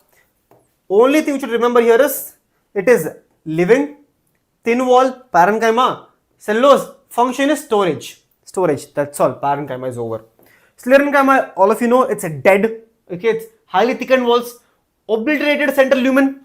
Now, what is the meaning of obliterated? Understand. For example, this is your entire fiber. Let's say this is the entire fiber.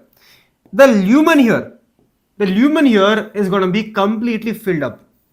Lumen is going to be completely filled up. This right here is called as obliterated lumen.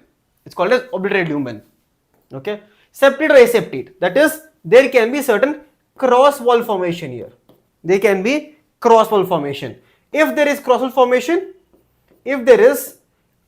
formation, it is called as septate. It is called as septate. Septate. Okay. Called as septate. That's all, student. That's all.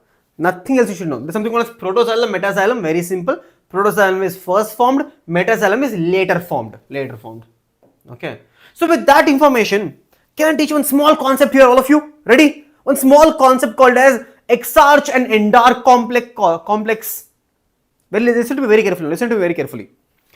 What is the meaning of exarch? What is the meaning of endarch? Now, students, exarch condition, all of you understand. The trick is RXP. RXP is a trick here.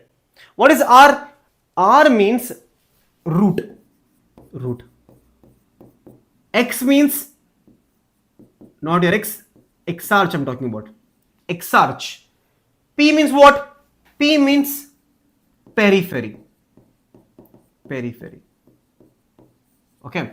Now, what is the meaning here? In the case of exarch condition, which is found only in the case of root, exarch condition only found in the case of root, what happens? Protoxylem, right? Protoxylem, periphery, and protoxylem, PP. Okay. Protoxylem is towards periphery. Periphery means outside. Can all of you see this? This is metaxylem on the inside. This is protoxylem. Protoxylem towards the periphery or outside. So RXP, that is root, exarch, periphery, protoxylem. If protoxylem is towards periphery, it is called as exarch condition. Opposite for endarch. What is endarch? Stem. Periphery, protoxylem towards the center. Can you see here? This is center. This is the pith. Can you see? Protoxylem is towards the pith. Right here. Towards the pith. Okay. Towards the center. So that is your endarch condition. Exarch condition. Exarch is root. X is outside. That is periphery. Periphery also means outside. Also towards periphery. Protoxylem is towards periphery. Simple as it gets. Done. Okay. Now, students, we'll learn about phloem now. Very simple. Phloem is even more easy, students. Phloem is even more easy. Okay. First of all, understand this also is a conducting tissue. Phloem is also a conducting tissue. Right here. Okay. Function is what? Transport of food. Okay. But here, unlike xylem, this is bidirectional transport. What do I mean by that? Listen to me. If this is your plant, Here I have a leaf.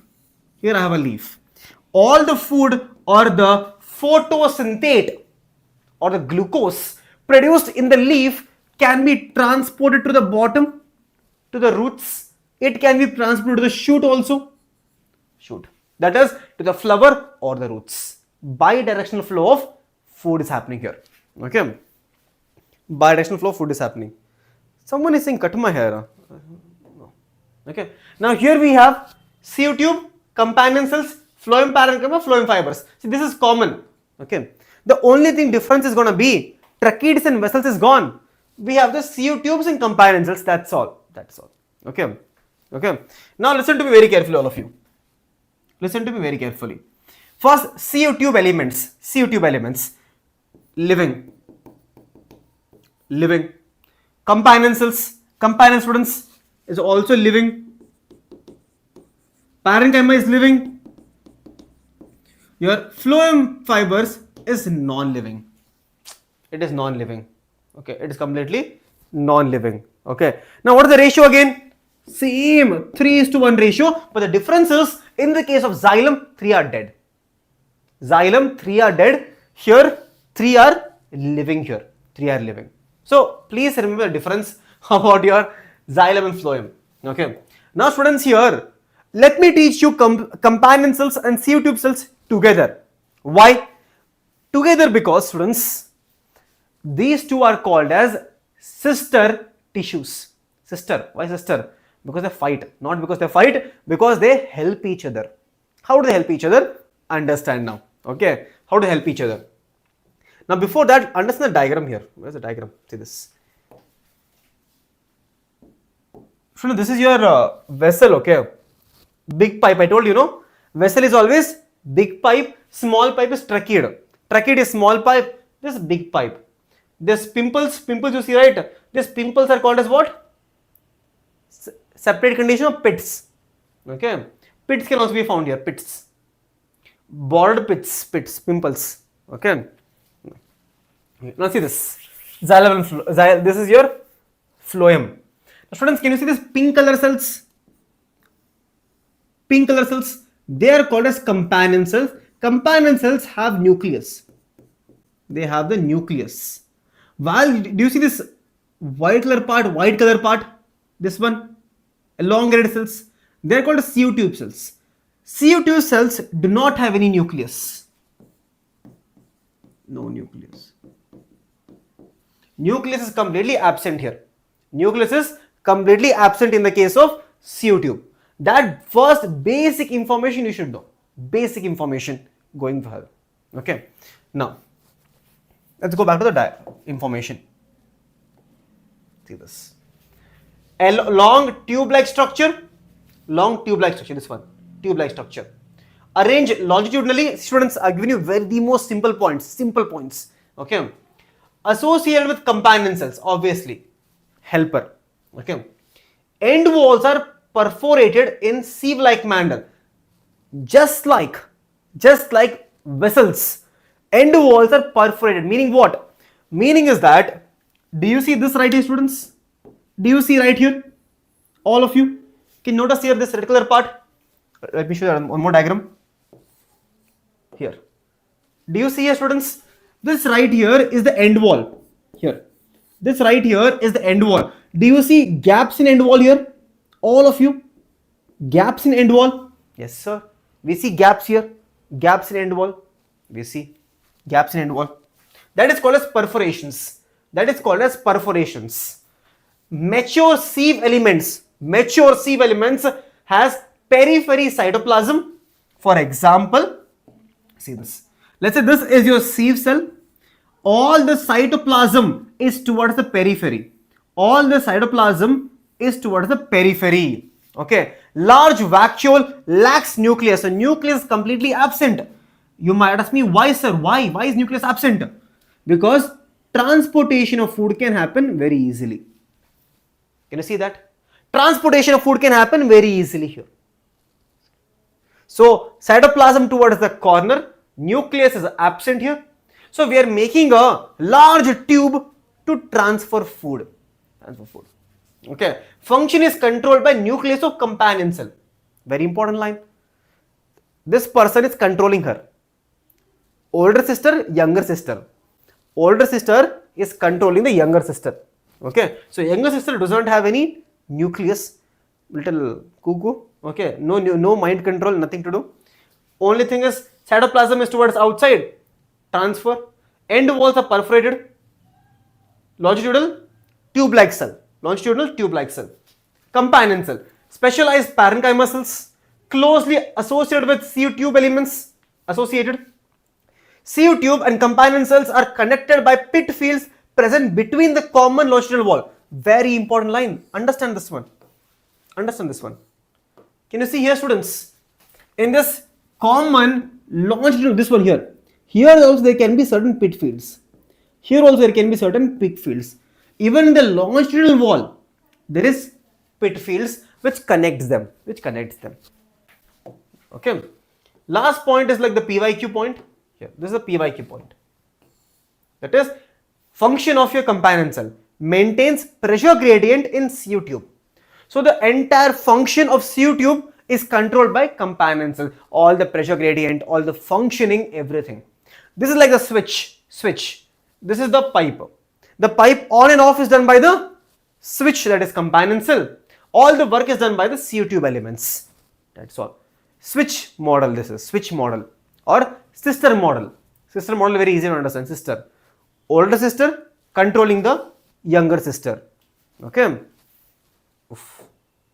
Parenchyma students always. Parenchyma is always same, this two. I'll tell you what one point where the PYQ comes. One point. See this. Along a tapering cylindrical cells, they'll not ask you. They'll not ask you this. This is the one important point here. This phloem parenchyma is absent in monocot. This is the line, golden line, where they always ask you. Golden line. Okay. Absent in monocot. Plasmodesmal connections almost same till here. Okay. Phloem fiber, again, dead cell. Lumen is obliterated. Pits are present. It's a present. Okay. Sclerenchyma cells. Elongated, unbranched, pointed needle-like end, tapering end. Okay. Basically dead cell. Okay. Yes, CO2 many functions in the transportation. This one, transportation. This one is controlling the function. Okay. I think we solved this question. Friends, tell me, what is this structure? Big pipe or small pipe? Tell me. Is this right here? Big pipe or small pipe? Students, like the video, right? What is the target? Is 200, 300 today. 100th like, oh nice. Century.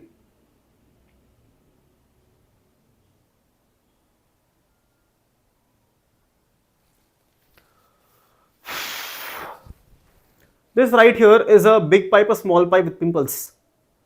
This is a big pipe. This is a vessel. This is a vessel. Okay, read this. Read the following statements and find out the correct set of statements. They're asking you to find the correct set of statement here. Okay. Companion cells help in maintaining the pressure gradient in sieve tubes. True or false? True, correct. Gymnosperms lack vessels in their xylem. They lack vessels. It is present only in the case of your tracheids is present, that's all.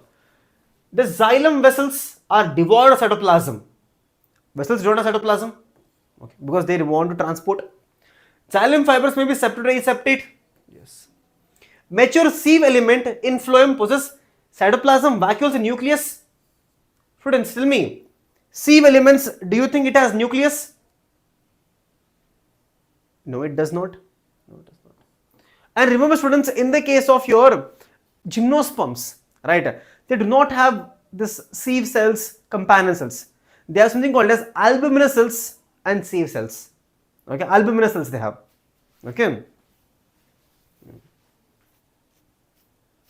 Mature sieve element will not have nucleus, students. There is no nucleus.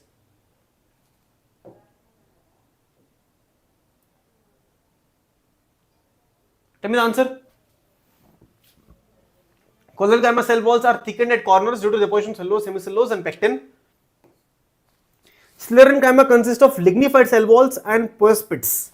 Oh, easy question, students. Easy question. I don't think this requires even more time. Easy question. And let me tell you, this is a NEET 2024 question. Okay. Who is sister? Companion cells are closely associated with. Who is the sister of companion cell? Sister of companion cell. Sister of companion cell. Students. Sieve elements, quickly. Sieve elements. Done. The chief water conducting element of xylem in gymnosperm are. In gymnosperm. I told you. Gymnosperm is, it has only tracheids. It only has tracheids. Vessels are absent. Okay. Students, with that, the entire 2 hours, it almost took us 2 hours to finish your entire tissue. Going forward, I think the class is going to be for 1 hour or 1.5 hours. That's all. Okay. Because now I'll be teaching you the concepts which is going to be fetching you a lot of marks. The concepts which you'll be dealing after this right now is going to be the complex concepts such as your complete anatomy, which I can show you in 3D. For example, okay. For example, students, see this. This is how we're going to learn now. This is how we're going to learn from now onwards. Can all of you see this? This right here is your complete cross section of your dicot leaf. Dicot leaf. Why? Because can you see, this entire thing is called as palisade mesophyll. Parallelly arranged. Parallelly arranged. This is spongy mesophyll. Spongy. Can you see here, students? Yes, here we have different types of stomata present here. Now this is called as a dot. This is a pointed structures present here. Structure present here. Can you see this one? These structures are present on the leaf. These structures are present on the leaf. So will I call it root hair or trichome? I will call it as trichome. What is a trichome? You will learn now. What is a trichome? Okay. You will learn what is a trichome. And you will notice, can you see it? This is the arrangement of sideways. Can you see? This is a structure we saw right now. Vascular bundles right here. Okay. So this is a cross section also called as dorsiventral leaf. Dorsiventral leaf of your dicots. Of the dicots. So students, are you ready for the next phase now? Ready for the next phase? Ready for the next phase? That is called as tissue system. Tissue system. Can we start now, students? Can we start? All of you drink some water now. All of you drink some water. And we'll start. All of you drink some water and we'll start.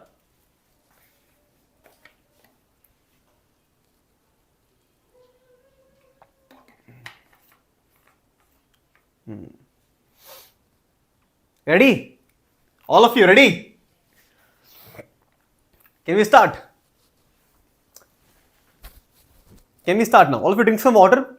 Once you're done finishing to drink the water, smash the like button. Smash that like button and share this video to all the friends who actually want to learn anatomy and they think anatomy is very difficult to understand. They think anatomy is very boring. They think anatomy is very difficult. Share this video to all of them. And if you're new to the channel, subscribe to the channel. Okay. Now let's start with something called as tissue system. Okay. Tissue system. Now students, remember the entire tissue system is mainly divided into 3 separate categories. 3 separate categories. What is the tissue system? The first one is called as epidermal tissue. Epidermal. Epidermal is the outermost layer. Epidermal. Then we have something called as ground tissue, also part of your cortex. Ground tissue. Then on the inner side we have the vascular tissue. Now one by one we learn this. One by one we learn this right now. Epidermal, ground tissue and vascular tissue. For example, students, see this diagram. Can all of you see the sectioning? Yes, we can. In this sectioning, if you notice, the outermost layer is called as epidermal tissue. Epidermal tissue. Epidermal. Then in the middle we have the ground tissue. Ground tissue. Okay, ground tissue. And this round part here, round, this is called as what? Vascular tissue. Vascular, ground, and epidermal. Okay, now first example, before we go to epidermal, on the epidermal, above the epidermal, there are some fine structures present in the case of stem or in the case of even the roots. The structures which are present on the epidermis, they are called as epidermal appendages. Now here we have two separate categories, root hair and trichome. Now students, a question to all of you. Root hair can be present on the region of meristematic, region of elongation, or region of maturation. Tell me in the chat. Where do you find root hair? For example, if you know the sectioning of your root, this is called as meristematic region, region of elongation, as well as this region of maturation. On this region of maturation, from the outside, that is exogenously, we can find root hair. It is mostly produced exogenously. Exogenous in origin. It is unicellular. And it is also, main function is increase the surface area. Now students, let me ask you about trichomes little. How many of you have seen tomato plant, pumpkin plant, brinjal plant? If you see the tomato plant, do you see this small hair-like structure on tomato plant or the brinjal stem also? You might have seen like this structures, small hair-like structure. Yes, you might have seen that hair-like structure present on the stem, leaf. That is called as trichome. Okay, that is called as trichome. So can I call it as stem hair? Stem or leaf hair? Trichome can also be called as stem or leaf hair. Now, unlike this, also produce exogenously. Exogenous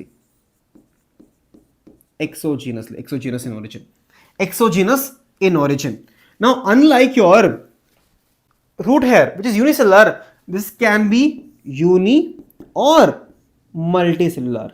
Both possibilities are present here. Uni or multicellular in nature. Okay. Main function was increase in surface area. The main function of your trichomes is to reduce the transpiration loss. They will make sure the water is not lost. Okay. Control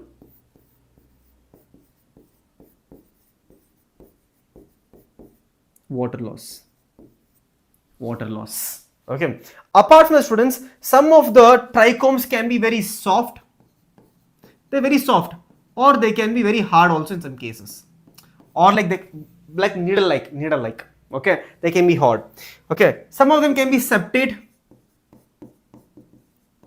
or aseptate.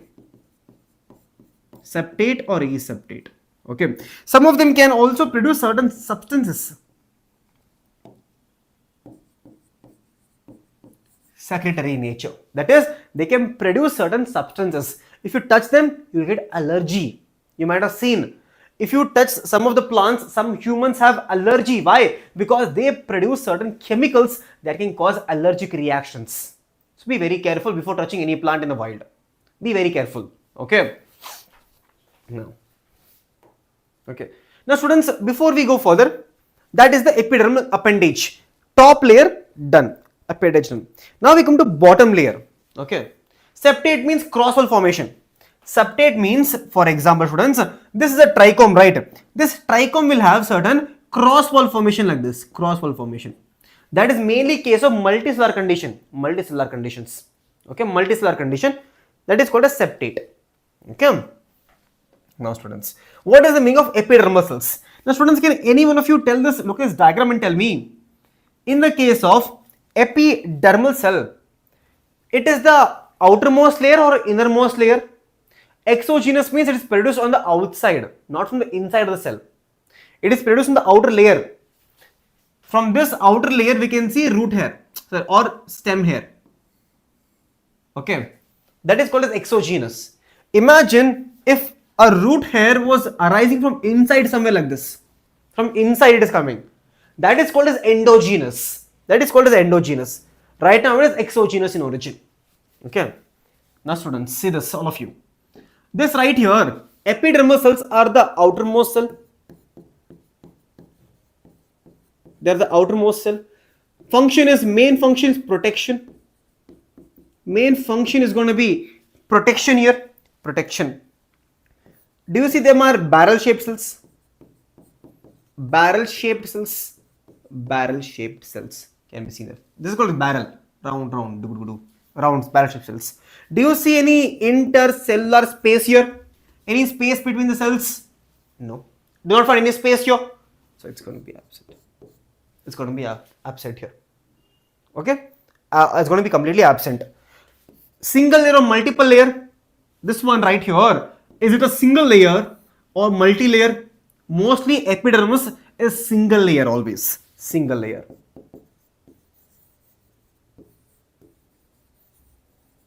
It is going to be single layer. Now, do you think, students, it has a cuticle, thick cuticle? Yes. If it is a stem, leaf, cuticle. Root, no cuticle. Okay. Cuticle can be present. Okay. Cuticle can be present. Remember, absent in root. I'll write off, otherwise you will not remember. Absent in root. Cuticle is absent in root. Do you think there will be chloroplast? Do you think there will be chloroplast? Now here for chloroplast, let me tell you one important line. Chloroplast is present but not everywhere.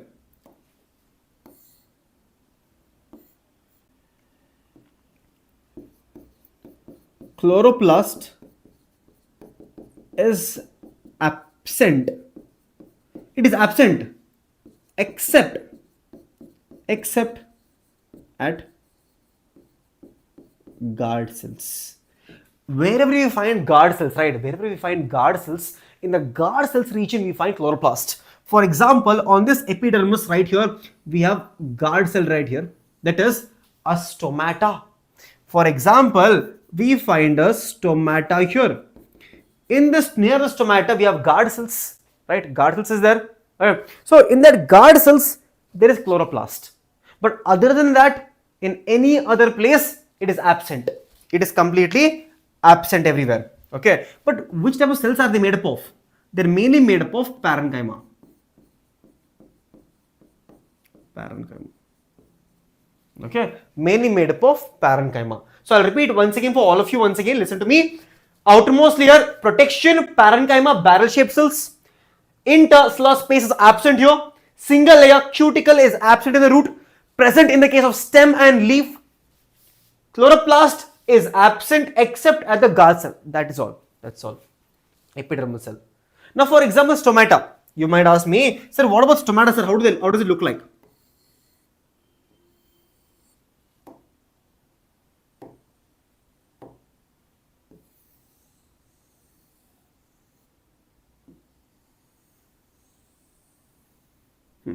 Students, these are called as guard cells actually.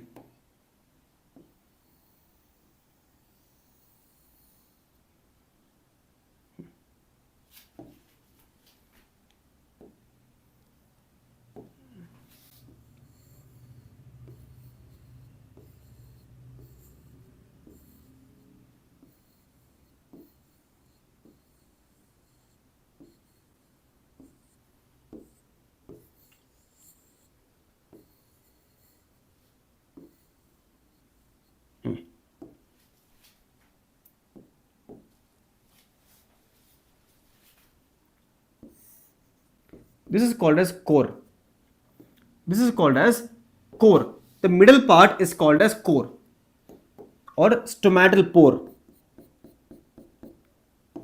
Core or stomatal pore. Middle part, stomatal pore. Okay, done. These are called as guard cell.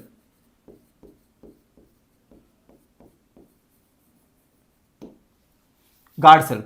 They have chloroplast. Chloroplast is present here. Chloroplast is present here. Okay. These are called as subsidiary cells. These, do you see this one? These are called as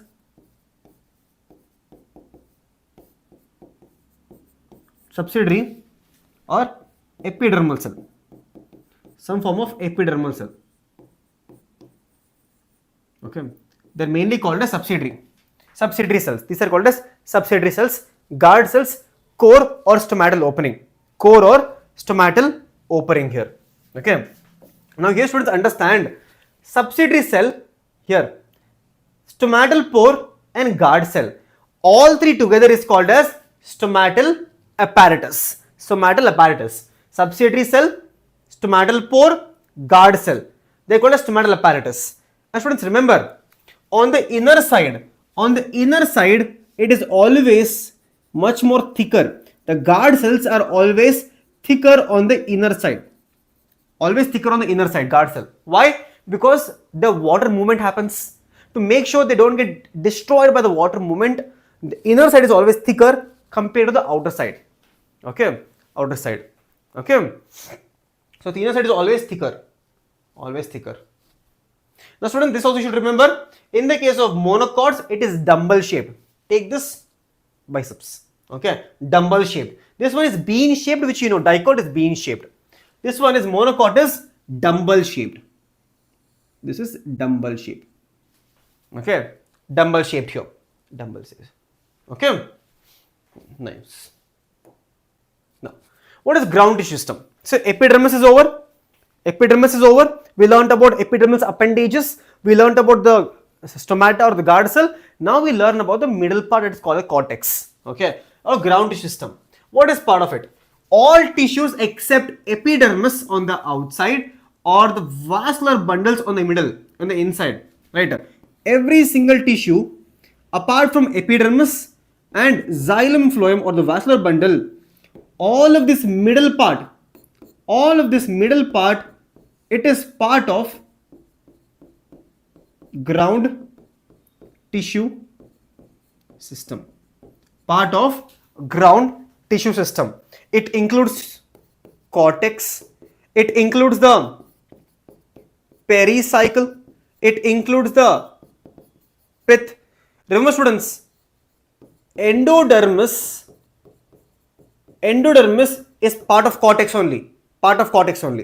Pith, there is also medullary rays. So all of these are part of the ground tissue system. They are part of ground tissue system. Okay, cortex, endodermis, pericycle, pith or medullary rays, part of the ground tissue system. Then we come to the vascular tissue system. Now here let me tell you students, if you understand this portion right here, the sectioning part is going to become very easy. I'll repeat again. If you understand this part right now here, what I'll teach you right now in the next 2 minutes or 5 minutes, whatever it takes, the entire sectioning is going to be very, very easy. Very easy. That's my guarantee from my side to all of you. Okay, listen to me, all of you now. Listen to me, it's very, very important here. Okay, now first of all, let's draw the diagrams.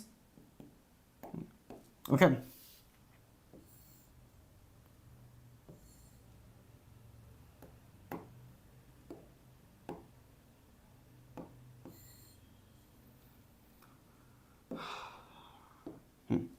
Okay. First one is called as radial arrangement. Second type is called as conjoint arrangement. Radial and conjoint. Okay. Now what is the difference and what is the similarity? Okay. Now first of all, understand radial arrangement. In radial arrangement, here we have phloem, xylem, phloem, xylem, phloem, xylem. Each and every vascular tissue, it is present in its own radii. Here. Xylem and phloem, they are present in their own radii. Radial arrangement. That's all. Radial arrangement. Present in own radii. And then alternating manner. Phloem, xylem, phloem, xylem, phloem, xylem, phloem. And this condition is found in the case of roots. in the case of roots. Okay. Now what about conjoint? What is the meaning of conjoint? In the case of conjoint, it is very simple. Okay. In the case of conjoint, we have a sandwich method. What is sandwich? In the case of conjoint, xylem and phloem. Okay. Xylem and phloem are present together. Co-living. Living separately, living together. Xylem, phloem, xylem, phloem. Are they present in same radii? Same radii. They present together? They are present together. All of you see? And this condition is called as conjoint. They are joined together. They are joined together. And this condition is found in the case of stem and leaf. Now, understand students. This can be further divided into two types. This can be further divided into two categories. Okay, two categories.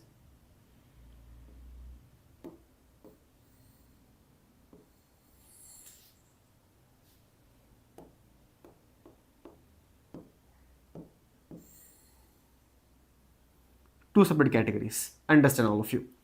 The first category is called as collateral. It's called bicollateral.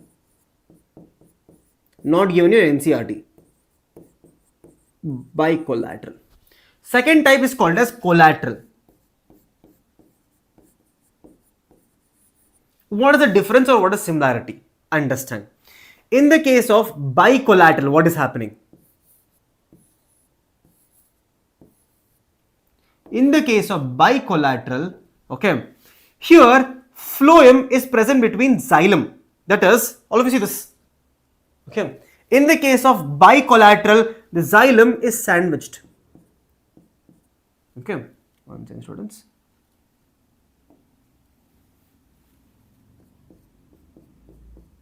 Phloem, xylem, phloem. Phloem, xylem, phloem. Can you see? It is completely sandwiched here. Phloem,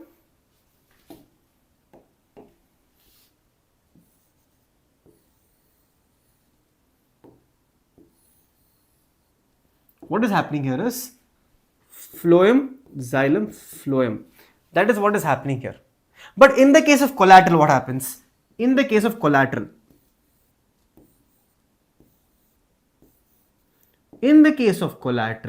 all you have is xylem on the inside, phloem on the outside. So this and this is technically same, but the only difference is in the case of collateral, always remember, in the case of collateral, what is happening is, if this is the pith, xylem is towards the pith.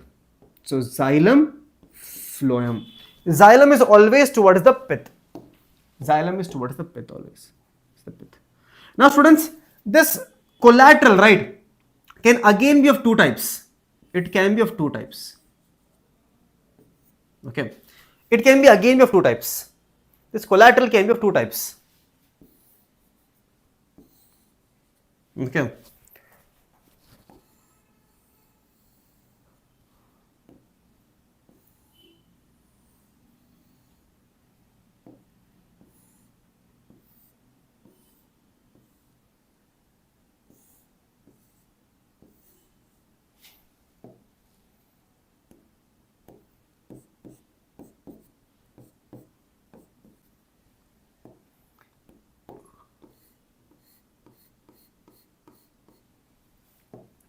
This structure, if between xylem and phloem, if there is a cambium, present between xylem and phloem, such condition is called as what? Open.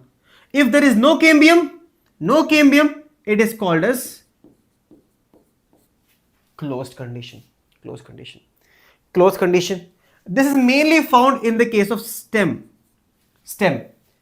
and dicot stem.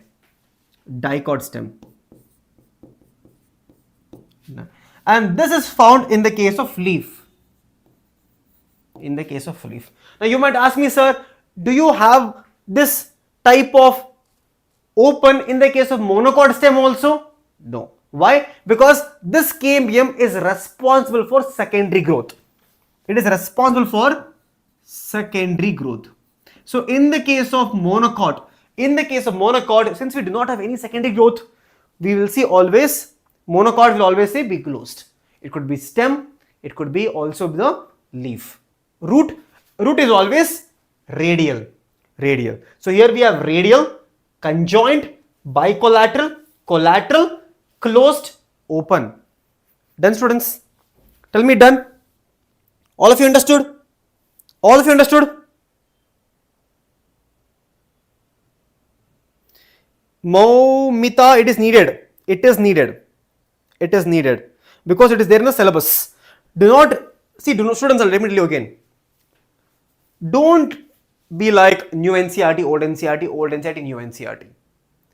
Do not follow NCERT, follow syllabus. Study what is given in syllabus and you're good to go. Later on, I don't want anyone to cry later on like the sir, new NCERT studied, it is not there. Always look for syllabus. What has given you syllabus? Okay. Okay. So epiderma done, stomata done. Okay, why is it coming again?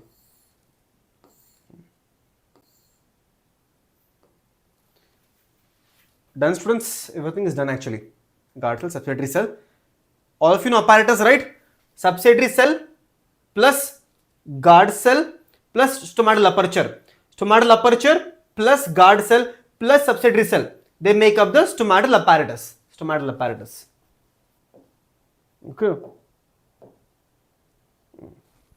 Ground tissue, mesophyll. This is your radial arrangement. This is going to be closed, open. Okay. Look at this question, all of you. Look at this question. In given figure, which component has thin outer wall, and highly thickened inner wall? I told you, it is always guard cells. On the inside they are thicker, outside they are very thin. So guard cells is the answer. And which are the guard cells here? Guard cells is going to be C. This is guard cell right here. So what is the answer? Answer is option number 4. NEET 2024 question. 24 question. Okay. Stomata and grasses is monocot. Monocot is dumbbell shaped. Cortex is a region between. Students. Tell me. Cortex is a region between epidermis and the stele. Okay. Not endodermis. Don't be like endodermis. It should be epidermis always. Epidermis and stele.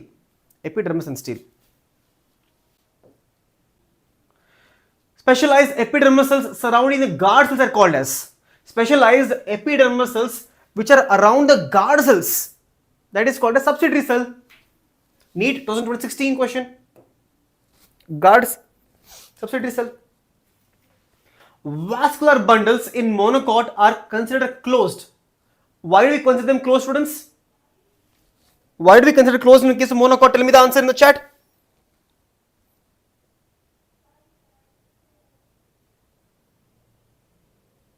Why do we consider them closed? Because KMM is absent. This is a NEET 2015 question. Okay. Closed vascular bundles lack. Closed means what? KMM is absent. KMM is absent there. That's all. 2012 question. In land plants, guard cells differ from other epidermal cells having what? What is the difference? I told you, guard cells are the only part of epidermis which has chloroplast. Chloroplast is absent in other cells. Chloroplast is present in the case of guard cells. Okay. And there we go. Students. So that was the end of your entire, let's say around 60% or yes, 60% of your chapter is over. It's over. Okay. Students, tell me in the chat quickly, all of you are able to answer the questions? Tell me yes or no. Is everyone able to answer the questions? Is NEET questions easy for this chapter? Tell me yes or no. It is easy. I'm going to make sure the entire chapter is also going to be very easy now. Remaining part is actually more easy. So with the same high spirits for the next 1 hour probably, 1 hour, that's all. 1 hour, can we do the sectioning now? Can we start all of you? Can we start? No break. Can we start, students? Can we start?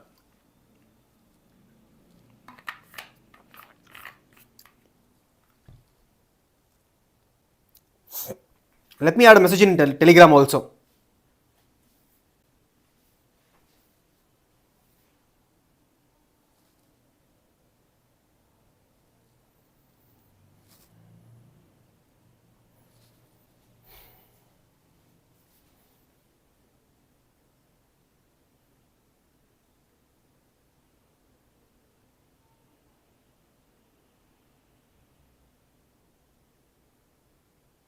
Because this part is actually very important.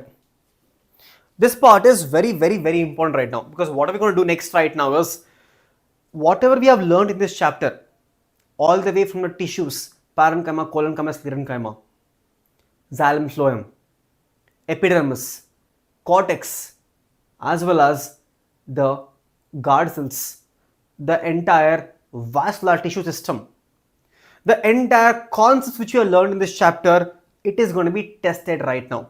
It is going to be seen right now. Okay, students, right? So let's not take a break. We can do it. We can do it in one shot. No break. If I am ready to teach, you should be ready to learn. Okay. Let me tell you again, students. This entire notes is going to be available in the description of this video. Yes. And also, I'll be sending the notes today only at this Telegram right here. Telegram right here. So if you want, and if you want to join the Telegram, you can join for all the updates and anything related to botany. It is going to be on the Telegram channel. Okay. So let's start, students. Let's start with the first sectioning on the board which we have for us right now. The first sectioning we'll be doing is something called as dicot stem. Then we'll do monocot stem, sorry, dicot root, monocot root, dicot stem, monocot leaf, dicot leaf, and the chapter is over after that. Okay, so let's not waste any time. Let's start with the dicot root. The assignment is very simple to all of you. The deal is, every single time I ask you a question related to the diagram, you should be able to tell me what you know. Okay, can we start? Can we start, students? This part is going to be very easy. I'm going to make you notes for it. Okay, so what you see, you tell me. I will write on the board. Okay, let's start. The first structure right here, the first part here is called as epidermis. It is called as epidermis.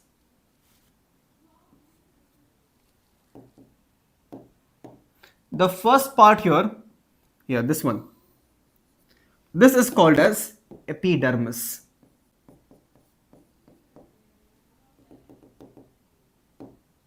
It's called as, which color? I have to make a color coding also, no? It's called as epidermis. Okay, epidermis. Students, tell me, students, is it the outermost layer? Tell me, all of you. Is it the outermost layer? Oh, yes or no? Tell me. Obviously, sir. Outermost layer. Write down. It is the outermost layer. Outermost layer. Done. Is it a single layer or multiple layer? Tell me. Single layer or multiple layer? You tell me, sir, it is a single layer. Pink color is single layer. It is a single layer. It is a single layer right here. Now, students, this particular structure, epidermis, it is also called as, it has another name called as epiblemma. It is called as epiblemma. It is also called as epiblemma. Remember that. Okay. Now, single layer epiblemma, this particular structure, do you see any type of appendages on this epidermis? I see root hair. I don't know about you. I see root hair there. So, okay, can I tell root hair is present? Root hair is present, which is unicellular, which all of you need to remember. Unicellular root hair, exogenous in origin. Exogenous in origin. Now, students, do you find cuticle here? Cuticle? Think logically. Do you need sunscreen if you're inside the house? Not. So, do you think plants require cuticle if it's in the root part? No. Cuticle is absent here.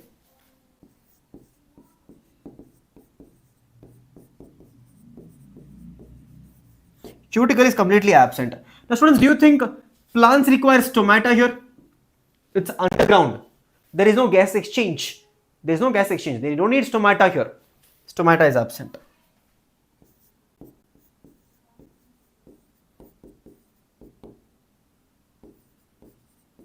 Stomata is absent.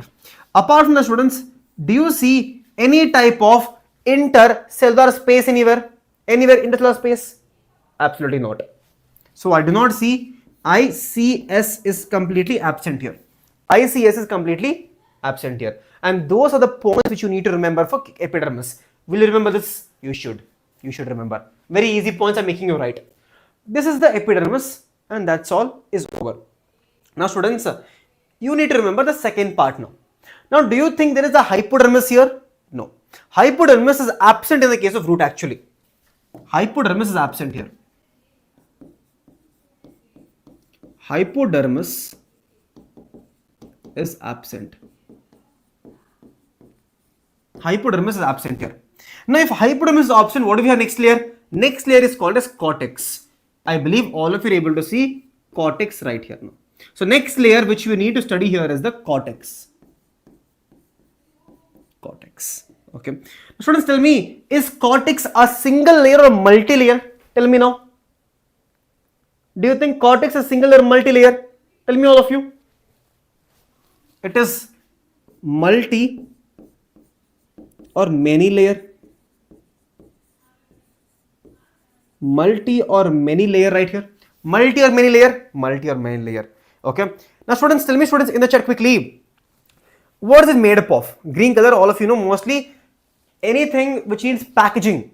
It is always parenchyma for packaging. Parenchyma. Parenchyma always for packaging. Now here students, remember all of these are thin walled parenchyma actually. Thin walled parenchyma. Okay. Now here students, tell me in the chat quickly, do you see any small gaps here? Do you see any types of intercellular spaces here? I can see this gap here. I can see gap here. Everywhere I can see small gaps. I can. Intercellular space is present or it is very less. It is not very prominent. It is there. So tiny gaps are there. Tiny gaps are there. And that is about your cortex. Cortex done. Okay. Cortex is done. Now next layer. Okay. Next layer. Next layer is what students? The innermost layer of cortex. Can you see? Innermost layer of this cortex is, let me write here only. The space is here. Actually, I need more space here, so I can't write here. Innermost layer of this cortex is called as endodermis. Next layer, it's actually part of cortex itself. Next layer is called as endodermis.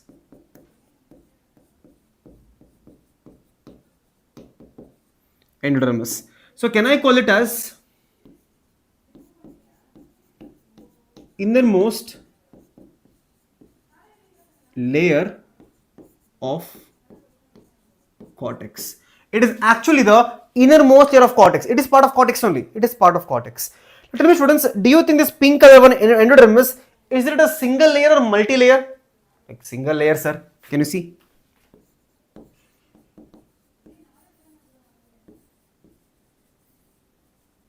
Students, do you see any type of intercellular space anywhere? Do you see any type of intercellular space? You cannot. ICS is going to be absent again. It's going to be absent here. Now students, if you see the shape of the cells, don't they look a little different from other cells here? Looks a different. Can you see it's much more elongated and barrel shaped cells? They are barrel shaped cells. Okay.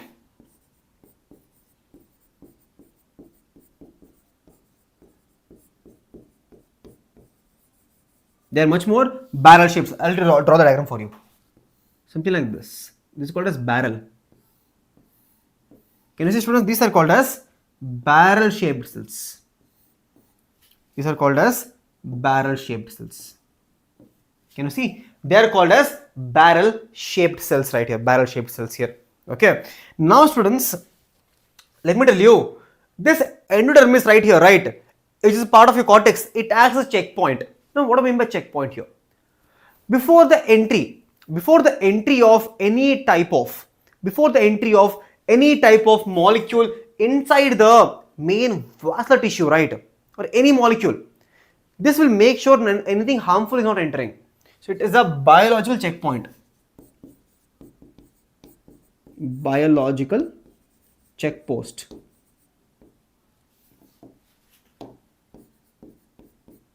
Checkpoint. Now students, the interesting part is, okay, this particular barrel shaped cells you see here, these are very special. Why? Because they have something called as some depositions. Waxy coating is there called as suberin depositions. Okay, you can see students, this is called as tangential wall. This is called as tangential. This is called as radial. See this. There is a diagram. This is called as a barrel shaped cells. Can all of you see that? All of you see that? Can you see in this barrel shaped cell? Do you see this casparins? Do you see this waxy coating here? Waxy coating here and here. This is a radial wall, tangential wall. So tangential wall and radial wall, there is a waxy coating. There is a waxy coating here. Okay.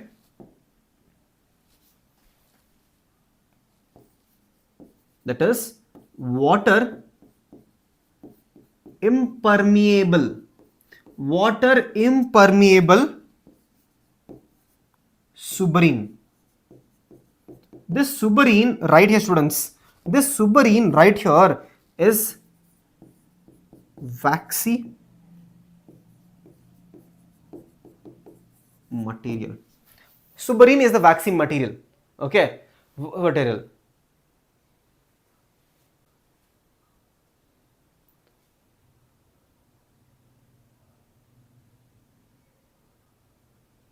Okay, this is called as suberin. Do you see this? This is called as suberin, and it is made up of waxy material and it is water impermeable. It means that it cannot allow any water to enter inside. Okay, now this entire suberin material, right, it is in the form of a strip. Do you see that strip? And this strip is called as what? This strip is called as Casparian strip.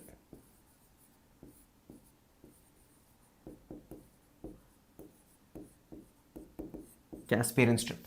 It's called as Casparian strip. Listen to me now, all of you, once again.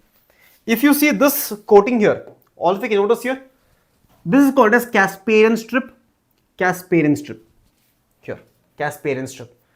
Radial wall, tangential wall. We can see a layer of Casparian strip here. Okay, Casparian strip. Clear, students? That is the part of your endodermis. Innermost layer, single layer, interstellar space is absent, barrel shaped cells, biological checkpoint. Okay, here we can find a waxy material called as suberin, and it is called in the form of Casparian strip. It is in the form of Casparian strip.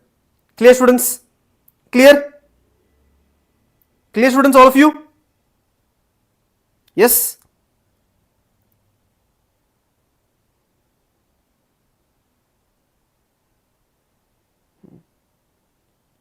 Clear? This is the endodermis. Now next layer, tell me, students, what is the next layer? Can all of you tell me which is the next layer right now? After endodermis, what do you have? I can see after endodermis, I can see pericycle. Okay. After endodermis, I can see the pericycle.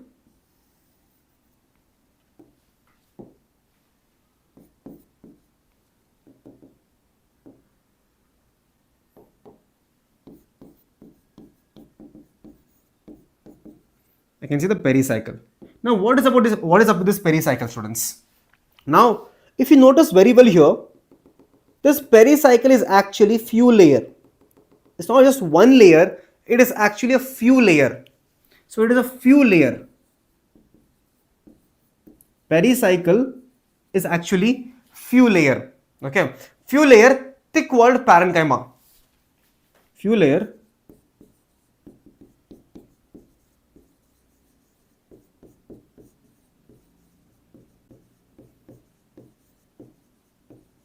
thick walled parenchyma. Now apart from this, the only thing which you need to remember is the function of pericycle. There are two main functions of pericycle.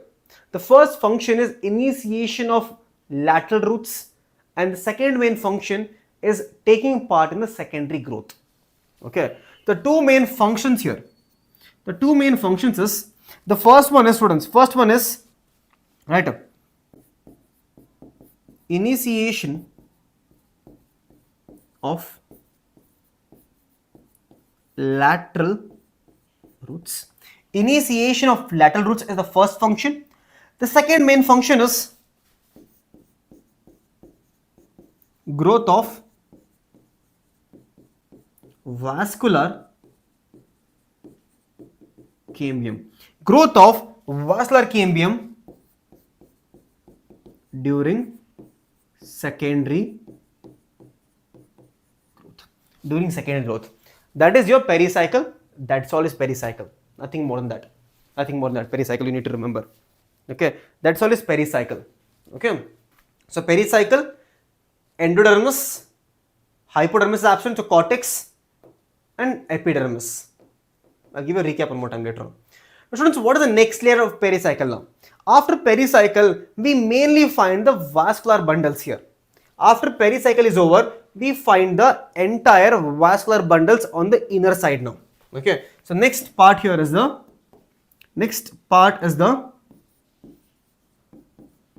vascular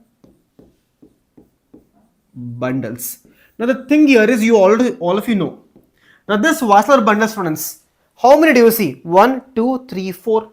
We see 4, right? So vascular bundles is generally 2 to 4 in number. 2 to 4 in number. It is 2 to 4 number. It's called as diarch or tetrarch. Diarch or tetrarch, we can call it as diarch or tetrarch. Now students, tell me, this is the root. It is going to be exarch or endarch. Tell me. This is the root right here. Do you think it's going to be exarch or endarch? I told you, roots are always exarch condition. Exarch. Exarch condition. Radial or collateral? It is going to be a conjoint. It is going to be radial. Radial is always for root. Radial is always for root. Okay. And you can see patchy nature here. Patchy nature is there. Okay. Now here, students, between xylem and phloem. If this is xylem and phloem, between xylem and phloem, between xylem and phloem, between xylem and phloem, students, there is something called as conjunctive tissue. Conjunctive tissue can be found here between xylem and phloem. Okay, this conjunctive tissue is mainly responsible for cambium ring, which is not given in your syllabus right now. Cambium ring is removed, but just you have to remember it can take part in formation of cambium ring. Okay, cambium ring. Okay, clear, students? Clear? This is your entire vascular bundles. 2 to 4 in number, exarch, radial. Between xylem and phloem, there is conjunctive tissues present here, and it helps in formation of cambium ring. Cambium ring. Okay. Now, apart from that, students, there is something called as pith. This is the middle part. This middle part is called as pith.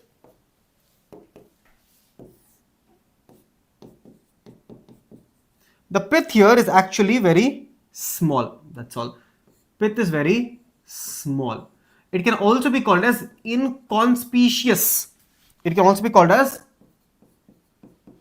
inconspicuous. Inconspicuous. Pith can be called as inconspicuous. It means that it is very tiny, not visible. Okay. Now, here usually you can hear a word called as steel.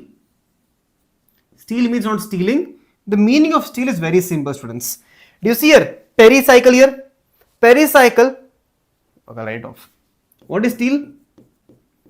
Pericycle plus pith plus vascular bundles.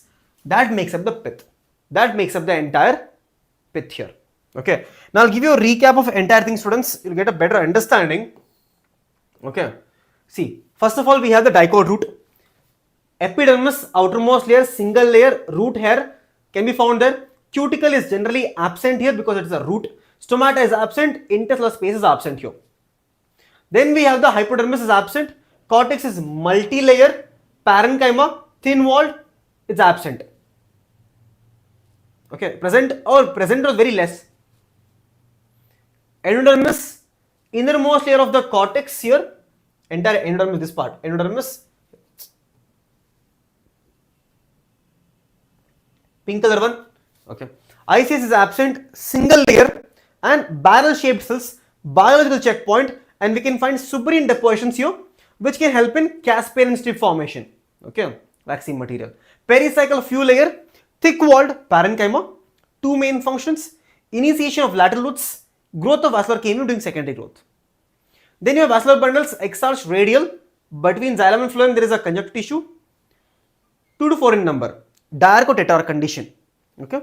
Then there is pith is small, inconspicuous, stele is means what? Pericycle, outermost layer, pith, vascular bundles, they end up making the stele.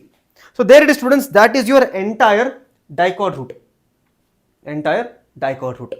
Now let's read what is given in NCERT to make a concept even more clear now. NCERT will make you concept even more clear. See the NCERT now. Outermost layer is called as epiblemma. I told you epidermis is called as epiblemma. Epiblemma. Okay. 1 second. Let me change this thing. Called as epiblemma. Done. Epiblemma. In the form of root hair can be present. Root hair can be present here. Root hair can be present. The cortex consists of several layers of thin-walled parenchyma. I told you. Thin-walled parenchyma. Cortex. Okay. There are intercellular spaces present. It is present in parenchyma. It is present in the outermost layer. Present. Okay. Innermost layer is called as endodermis. Endodermis. Single layer. Single layer. Barrel-shaped cells. Barrel-shaped cells. No intercellular space. Without intercellular spaces here at all.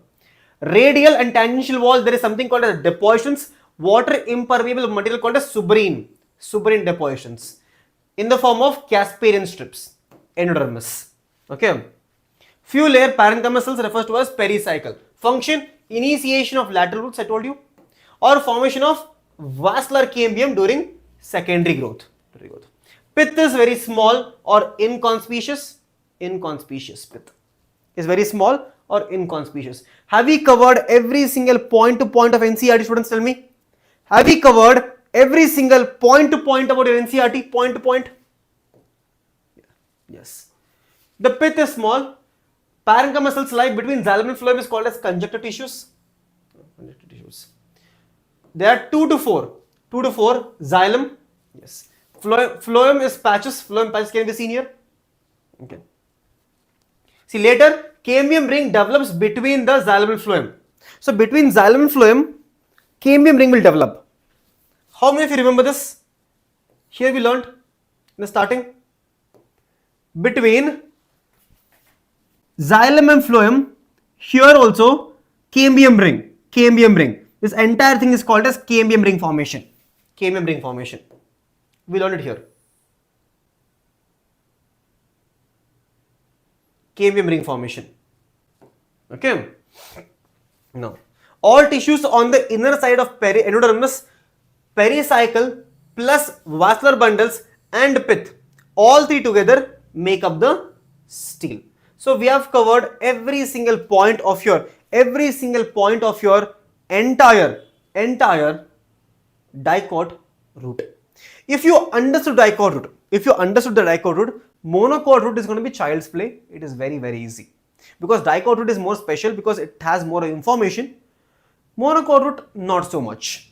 Because rather, in monocot route, I will tell you the difference which you need to know. Difference. For example, students, in the case of your monocot route, understand. Here, epidermis,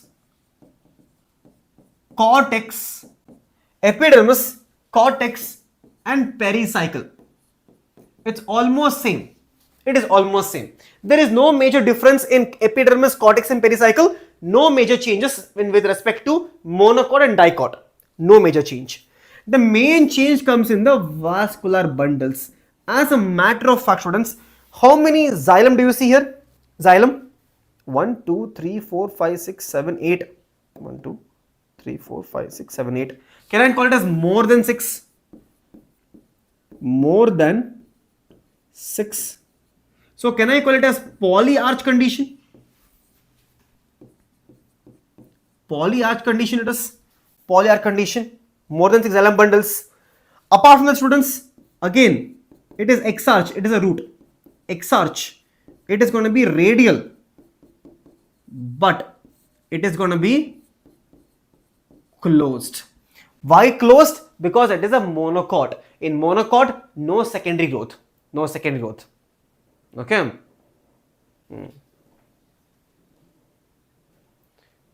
Clear, students? Clear?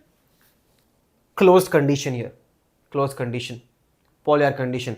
It is completely closed here. But the difference comes in also in pith here. Pith is a little special here.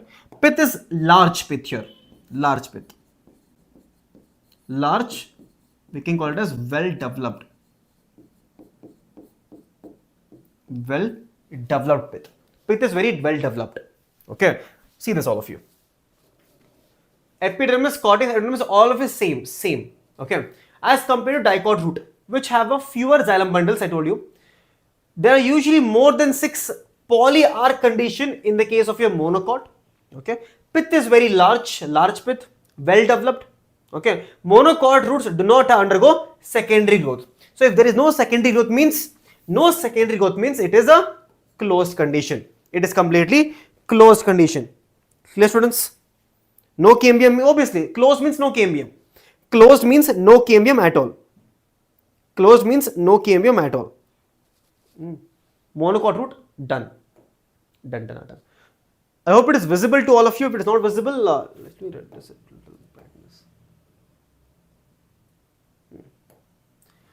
A transverse section of monocot root shows the following internal tissue arranged in the correct sequence, students. Arrange them in the correct sequence. Arrange them in the correct sequence. Tell me what comes first. First, epidermis, all of you. First, epidermis. Second is cortex, which we also have.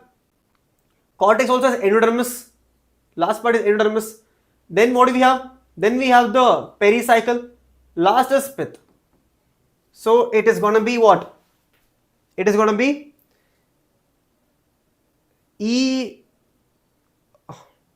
CEAD, CEADB. Option number 3. Option number 3. Okay. Or you can get such questions. The transverse section of plant shows polyarch. Tell me what is the answer now only. If you read the polyarch term, the answer should be what?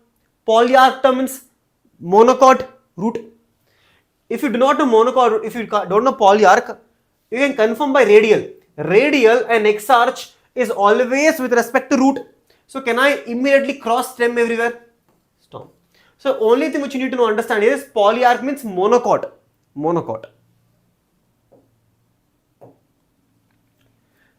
Initiation of lateral roots and vascular cambium growth during secondary growth takes place in NEET 2022 question. NEET 2022 question. Tell me the answer.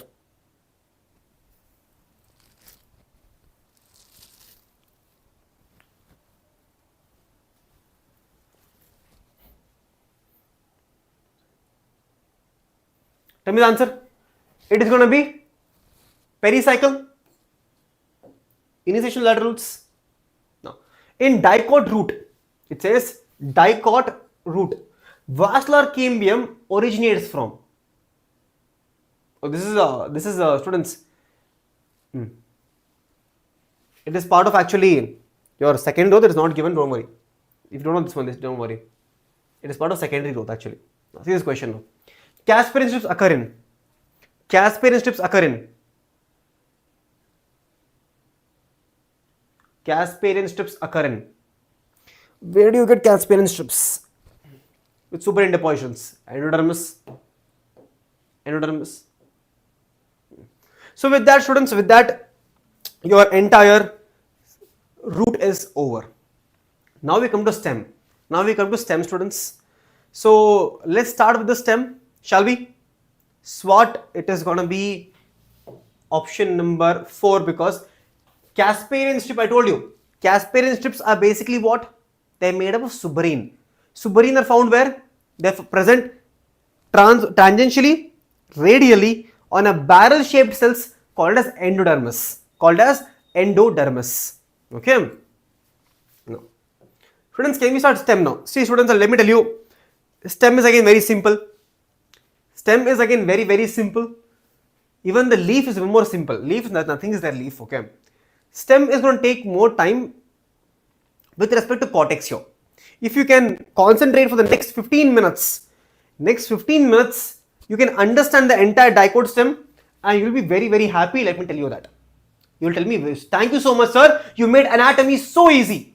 You will tell me, sir, anatomy is so easy. Okay. Clear? You will tell me that. All of you should tell me also in the comment section later on. Okay. Tell me about your entire monocot stem now. Can we start? So dicot stem. Let's start with dicot stem now. Dicot stem, right? Students, tell me, what do you see first? What do you see first, students? Tell me. Which is the outermost layer? Outermost layer, what do you see? Outermost layer.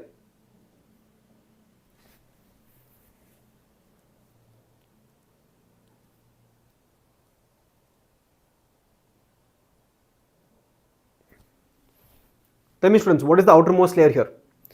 Outermost layer is always epidermis.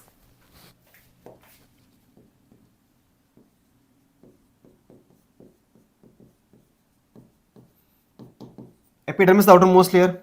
Epidermis is the outermost layer. It is the outermost layer here. Function is what? Protection, obviously. Function is protection here, students. Single layer or multi-layer? Tell me, single layer or multiple layer? Epidermis single layer.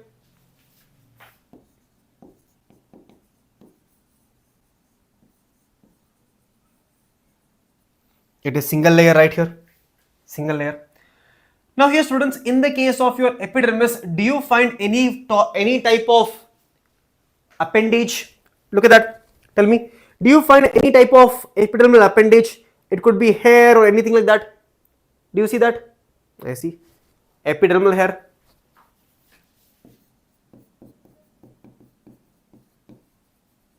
Trichome. Call it as trichome. Do you see any chloroplast here, students? No chloroplast, obviously. No chloroplast. Now, since this is a stem right here, do you think the intercellular space is here? Any intercellular space? No. It's going to be absent here. Intercellular space. Throat is hurting now. Intercellular space is going to be absent here. Okay. Now, what about cuticle?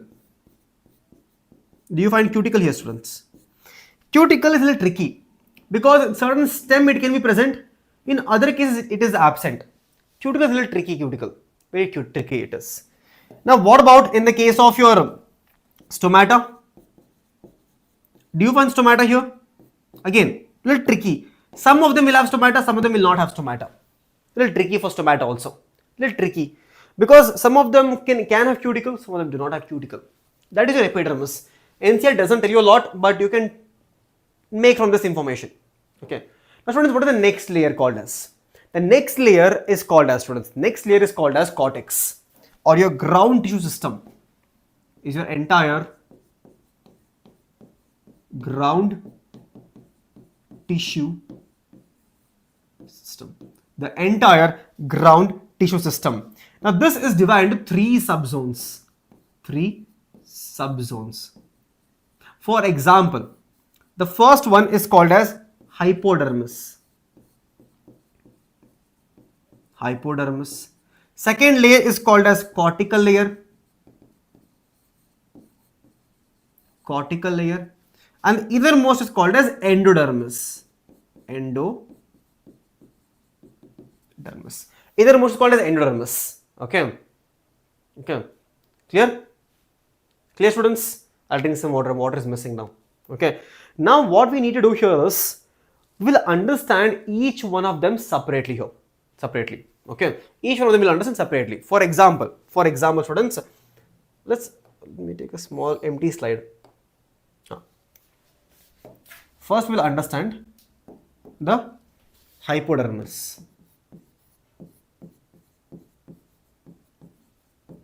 Hypodermis. Okay, hypodermis. Understand.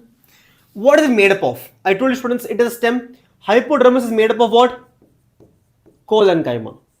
Please remember this. Stem and petiole, it is going to be 𝐂𝐤. Very few intercellular spaces. Intercellular space is completely absent here. Is mostly absent here. Okay. It is few layer thick. It is few layer. If you can see here the diagram, 𝐂𝐤 is few layer. This brown color one, can you see? 𝐂𝐤 it says few layer thick. Few layer thick. Okay. Few layer thick here. Okay. Few layer thick. Function, mechanical support.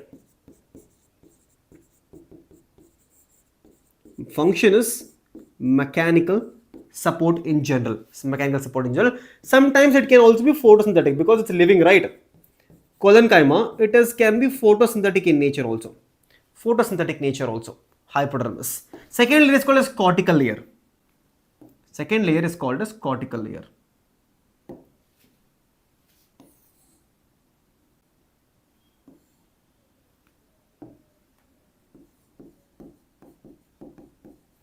Cortical layer. Second one is called as cortical layer. Okay. Unlike your 𝐂𝐤, cortical layer is made up of parenchyma. Cortical layer is made up of parenchyma. Okay. Made up of parenchyma. It is made up of parenchyma. Since it is parenchyma, students, the cells here are mostly round,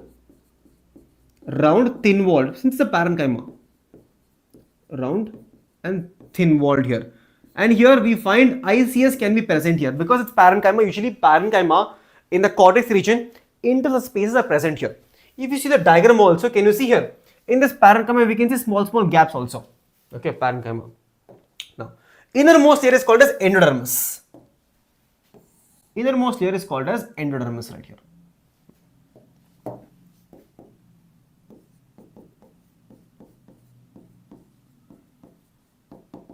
Is called as endodermis. Okay, endodermis. Now the most important part. If you remember in the case of dicot stem, we learnt about the suberin depositions. Do you also find depositions here? The answer is yes. Here also in the case of endodermis, we find some form of depositions. The depositions found here is starch grain. We can find starch grain here. Starch grain depositions. Starch grain depositions. It is in the form of starch sheet. In the form of starch sheet. Okay. Here. That is the middle layer. Entire subzone. This is the entire subzone. Students, tell me in the chat quickly now, which is the next layer here in the chat? Tell me, which is the next layer? Do you see that? Which is the next layer? Do you see? I see pericycle. I see pericycle. Okay. Next layer is called as pericycle.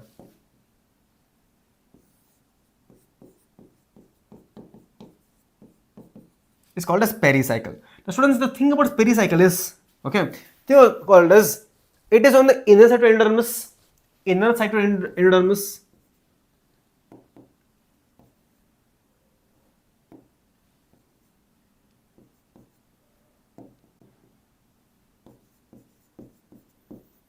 Inner side to endodermis. Inner side to endodermis here. Sure. Now students, how many of you know what is full moon? Purnima. Full moon, you see, right? Now how many of you know what is half moon? Full moon is called as lunar. Half moon is called as semi-lunar.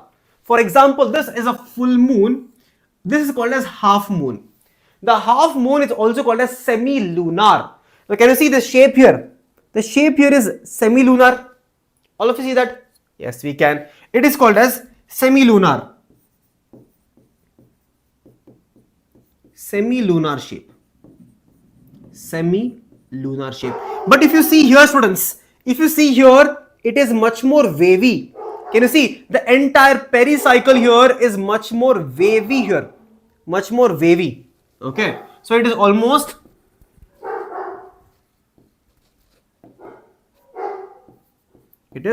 wavy in nature here, wavy. Okay, and the major tissue which is found here is sclerenchyma tissue. It is sclerenchyma.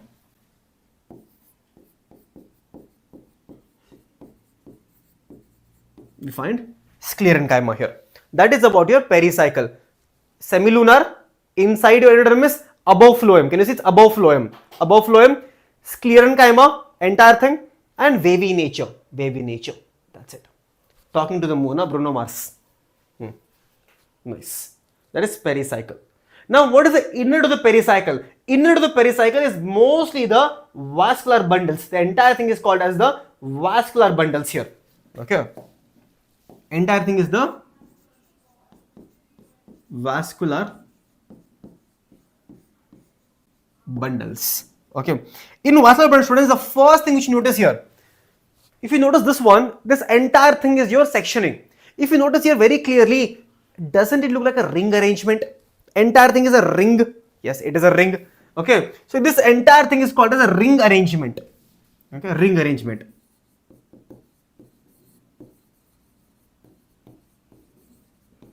Entire thing is the ring arrangement right here. Ring arrangement. Now, students, this is a stem. So will it have exarch condition here or endarch condition? Since it is a stem, we find endarch condition here. Endarch condition.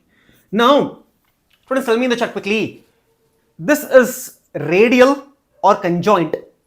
It is a stem. So conjoint right now. Conjoint. Endarch. Conjoint. Conjoint. Collateral. Why, students, collateral here? Can you see here?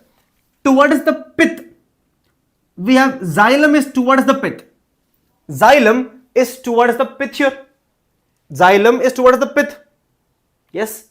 So it is going to be, collateral in nature. Collateral. Xylem, phloem towards the pith, xylem. So it's going to be collateral.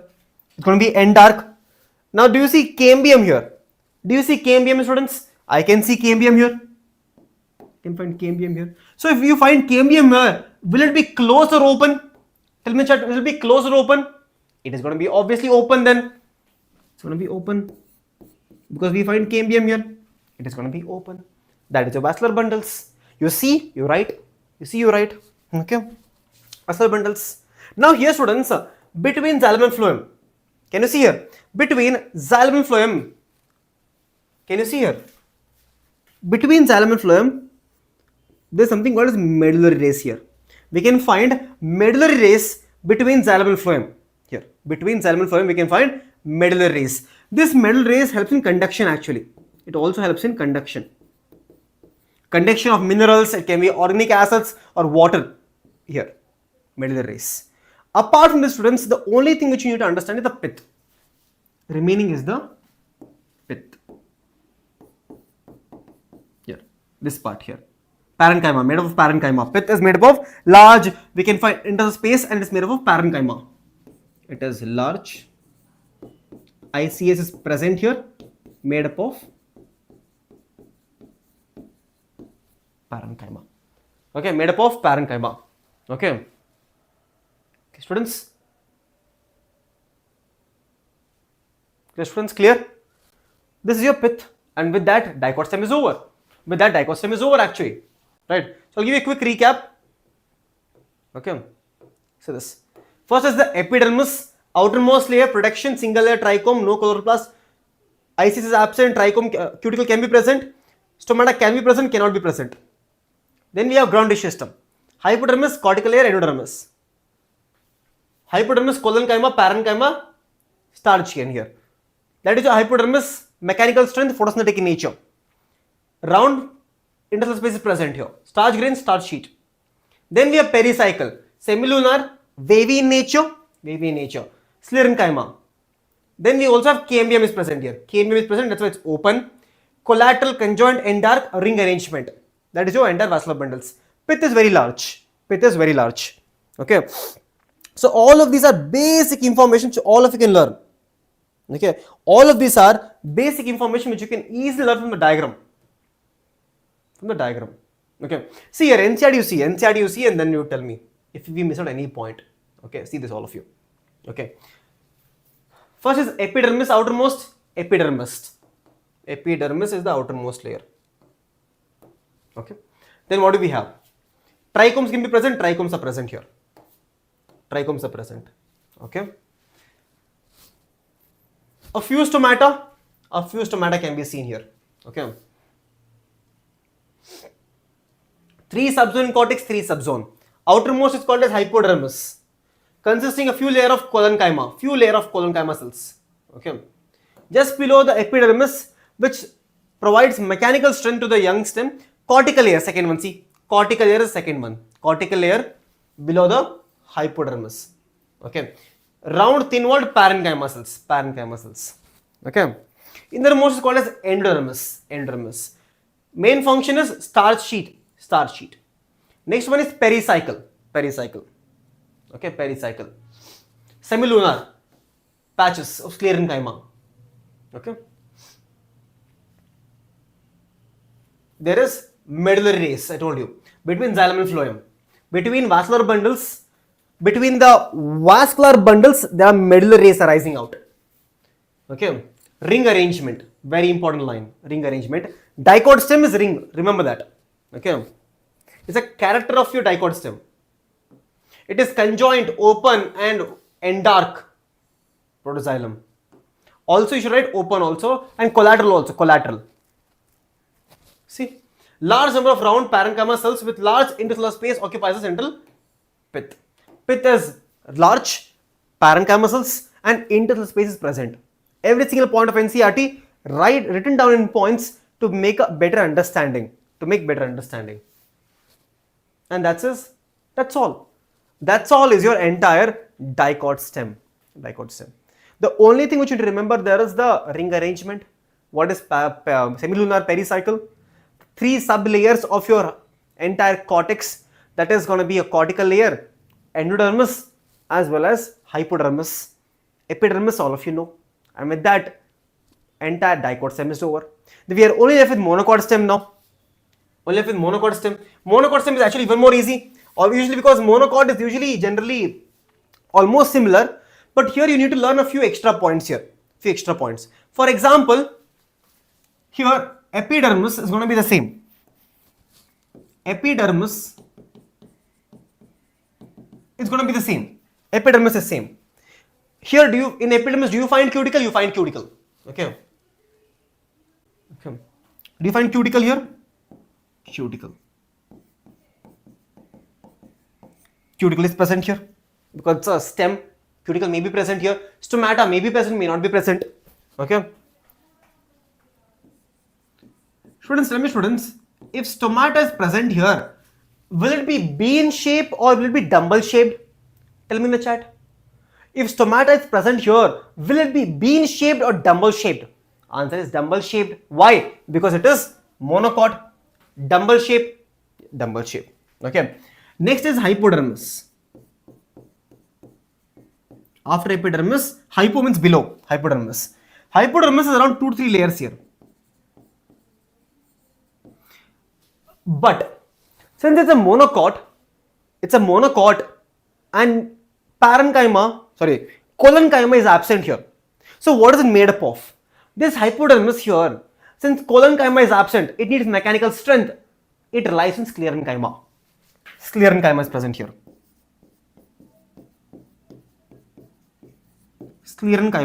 is present here. That is hypodermis. Now what about after hypodermis? After this hypodermis right here, okay, the entire ground tissue system is completely scattered. It's completely scattered here. That is, you cannot find cortex, pericycle, no cortex, nothing. Ground tissue system is scattered everywhere. Can you see? Entire thing is scattered inside. It's scattered. Okay.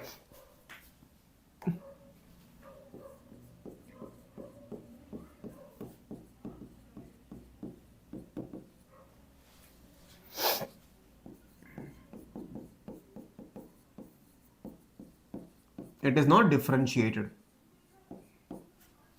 Not differentiated. You cannot see any pericycle, you cannot see anything there. Okay, cannot see at all. Okay, cannot see at all here. Not differentiated. Now, but here, what is it made up of? Again, it's parenchyma. It is made up of parenchyma.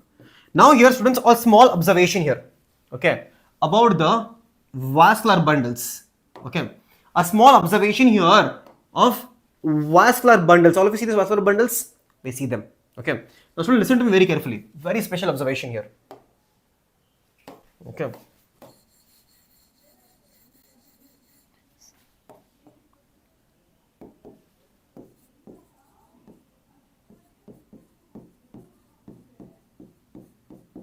If you see the vascular bundles here, right, students, okay, they're completely scattered. They're completely scattered. But if you notice here, all of you, if you notice here, on the periphery, all the vascular bundles are very tiny, a lot in number. But as we go towards the center, the size is increasing, but number is decreasing. That is,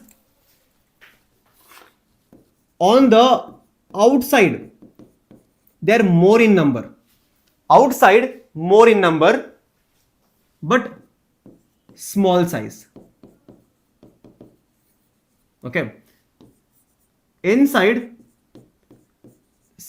number is less, but size is more.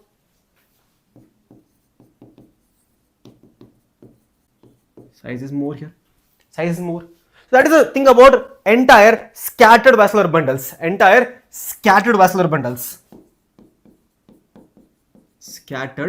VB here. Okay, scattered VB.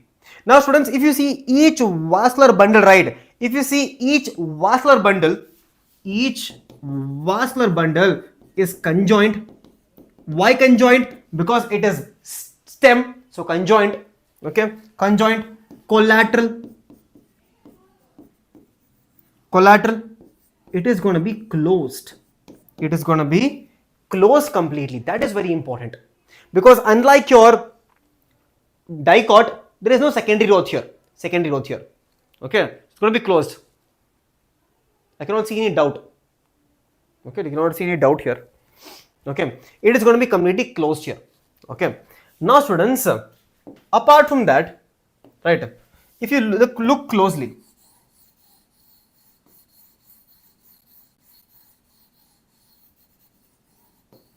students, it is still there, don't worry. You can see it's written here still. You will get the notes. Don't worry. Okay. Here, in this entire structure, each vascular bundle, for example, this is xylem and this is phloem. This is called as a vascular bundle. It is covered by a bundle sheet. And it is made up of sclerenchyma.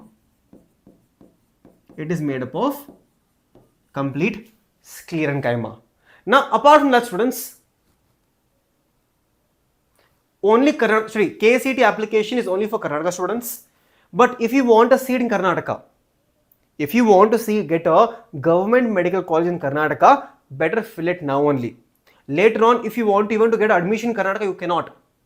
When you sit for counseling, if you want a medical seat in Karnataka, it is not possible if you don't fill the application now only. That's all. Okay. Here,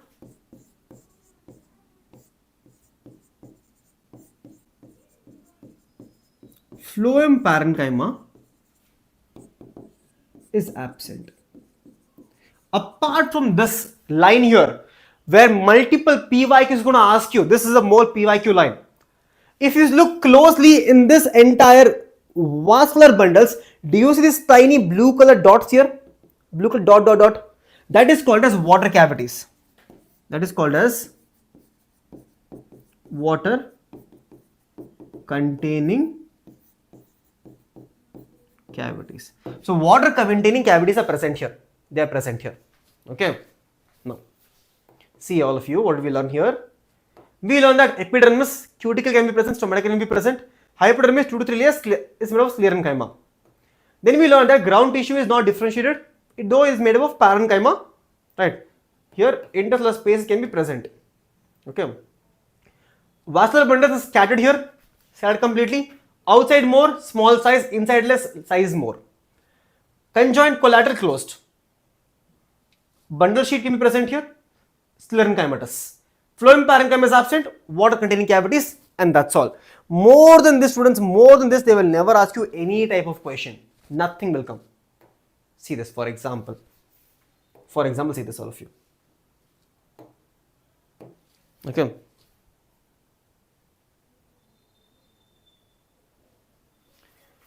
Monocot stem has scleran chymatus hypodermis.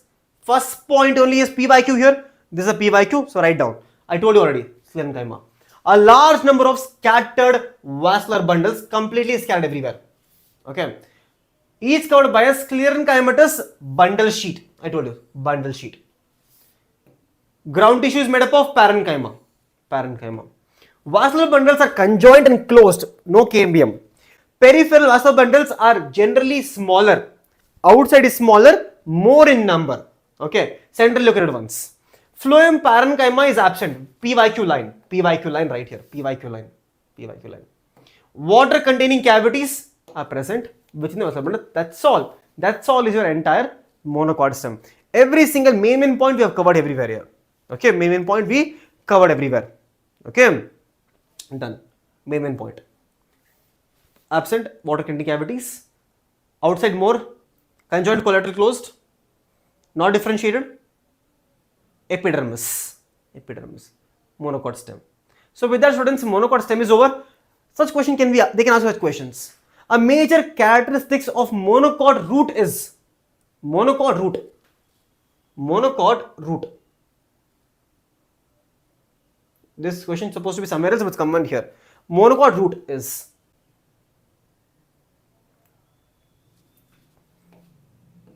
Tell me, students, yes or no? It's monocot root, so cambium is absent. Obviously, cambium is absent. Root. Okay. Interfissular cambium develops from. I told you already. Interfissular cambium, that is part of your cambium ring. It develops from the medullary race. It develops from the medullary race. I told you. In the case of dicot stem, we have that, right? Entire medullary race. They develop into interfissular cambium. They are part of cambium ring. They are part of cambium ring. Okay. Water containing cavities 2012 are found in. Where do you find, students? See, sunflower, maize, cycas. Cycas in pinus, gymnosperms. Forget it off. Sunflower is dicot. So the only answer is going to be maize. Maize is a monocot. In monocot stem, we find water cavities. This is a dicot. Dicot, sunflower, right? Asteraceae member. Asteraceae. Cycas in pinus, gymnosperms. Gymnosperms. Okay.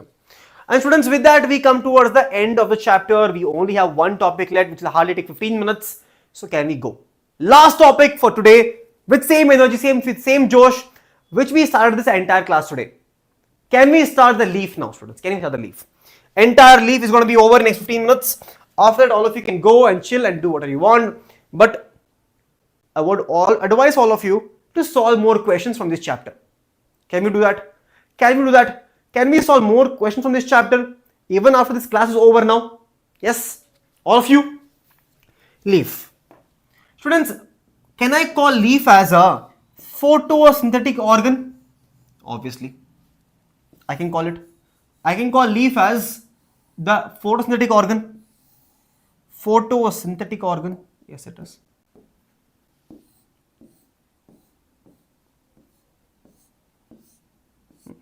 Now here, students, this is a typical leaf.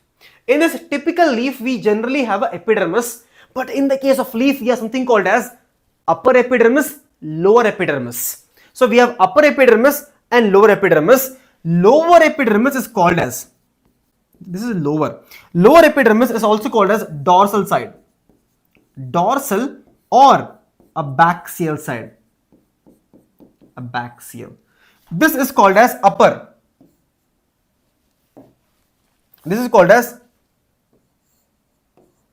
upper, also called as ventral or adaxial. Now, how do I remember this? Back door, backside door, backside, that is lower, a baxial door, a baxial door, lower. So lower back door, lower back door. Okay. So remember it as lower back door, lower back door. It gives the way to remember. Okay. Now here, students, we have something called as, this is your the dicot leaf. Dicot leaf is also called as dorsiventral leaf. Why? It is called as dorsiventral because on the dorsal side, and ventral side, ventral is above, ventral and dorsal side, in both of these places we have different types of tissue. If you can see here we have spongy parenchyma, here we have palisade mesophyll, palisade, spongy mesophyll. So different types of tissue, dorsiventral tissue, dorsiventral. Okay, this one is your dorsiventral or dicot leaf.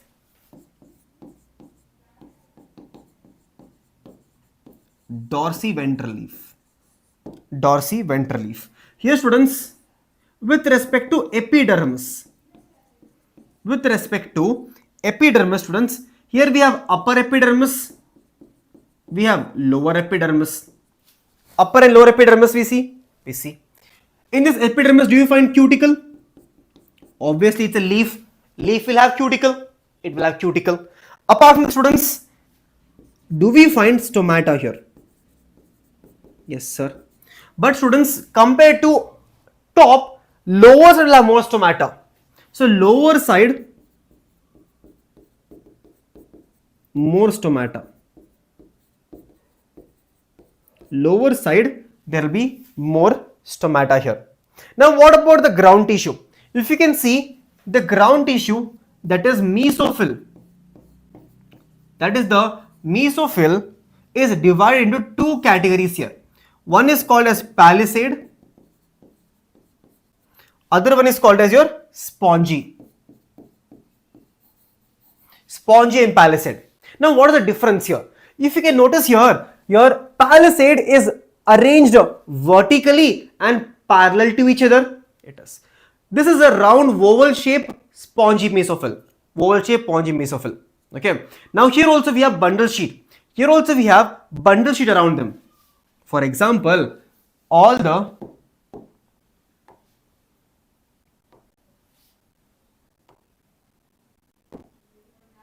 right.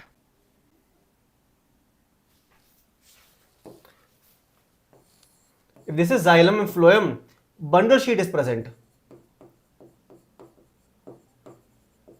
Here bundle sheet is covered by parenchyma. Parenchyma. See here, students. One paragraph to end it all. All of you can see this? You can see this. Okay. Adaxial is the back part, abaxial and adaxial. Lower is the abaxial, adaxial is the above. Okay, back door, back. Cuticle is present here. See, lower side has more stomata. Okay, mesophyll is palisade parenchyma and spongy parenchyma. Two different types. Okay.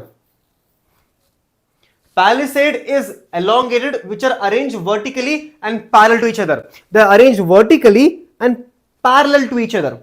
That one is your entire palisade. Okay. Loose arranged spongy parenchyma. Okay. Where do you see vascular system? The entire vascular system can be found in the veins. See, if you have main vein, right, midrib, on the midrib you will find more vascular bundles. In smaller veinlets, less vascular bundles. Can you see here? Includes vascular bundles which can be seen on the veins and midrib. Okay. Reticular venation because it's dicot. Parallel venation in the case of monocot. Vascular bundles are surrounded by a layer of thick-walled bundle sheath cells, which is made up of parenchyma. It's not given here, but it's made up of parenchyma. Okay. Now, if you look at monocot leaf, students, let me show you something for monocot leaf. This right here is a typical monocot leaf. Can all of you see this? This right here is a typical monocot leaf. Okay, monocot leaf. Now, if you can notice this, this is a typical monocot leaf here. Typical monocot leaf. If you notice here, stomata is present on the both the side. Stomata is present on the both the sides. There is no differentiation in parenchyma. You can see here, the parenchyma here and the parenchyma here is same to same. Same type of parenchyma. There is nothing called as palisade, nothing called as spongy, not present. Same type of parenchyma is present here. Same type of parenchyma is present here. Okay, and this is, you can generally see here, stomata, can you see? Stomata can be seen there. Okay, guard cells students. Okay, here also we have vascular bundles. Vascular bundles here are mostly closed here, closed, because no secondary growth in the leaf. It is completely closed here, closed here. This is your entire monocot leaf. Now students, if you see here, some of the epidermal cells are becoming swollen. Some of the epidermal cells are becoming swollen here. Okay.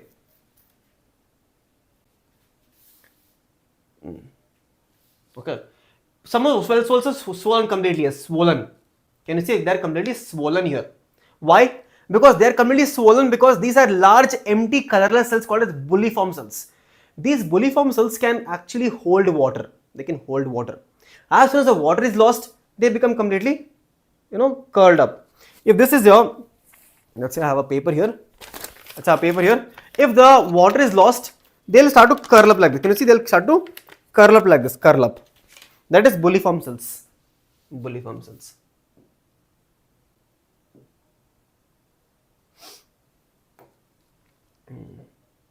See here. Anatomy of isobilateral. It's called as isobilateral. Why? Iso means same. Bilateral, two sides. It is same on both the sides. No differentiation. No differentiation. Isobilateral. Okay. No. Dorsiventral leaf in many ways. Okay. What's the difference? Isobilateral. The stomata present on both the sides. Okay. Both sides. Mesophyll is not differentiated. Not differentiated. Epidermal cells, they form bulliform cells. Large empty colorless cells, bulliform cells. When bulliform cells, leaves have absorbed water, they are turgid. The leaf surface is exposed. As soon as the water is lost, they become very tiny. Okay. Parallel venation can be seen here. Parallel venation can be seen here. Okay. Almost everything is same.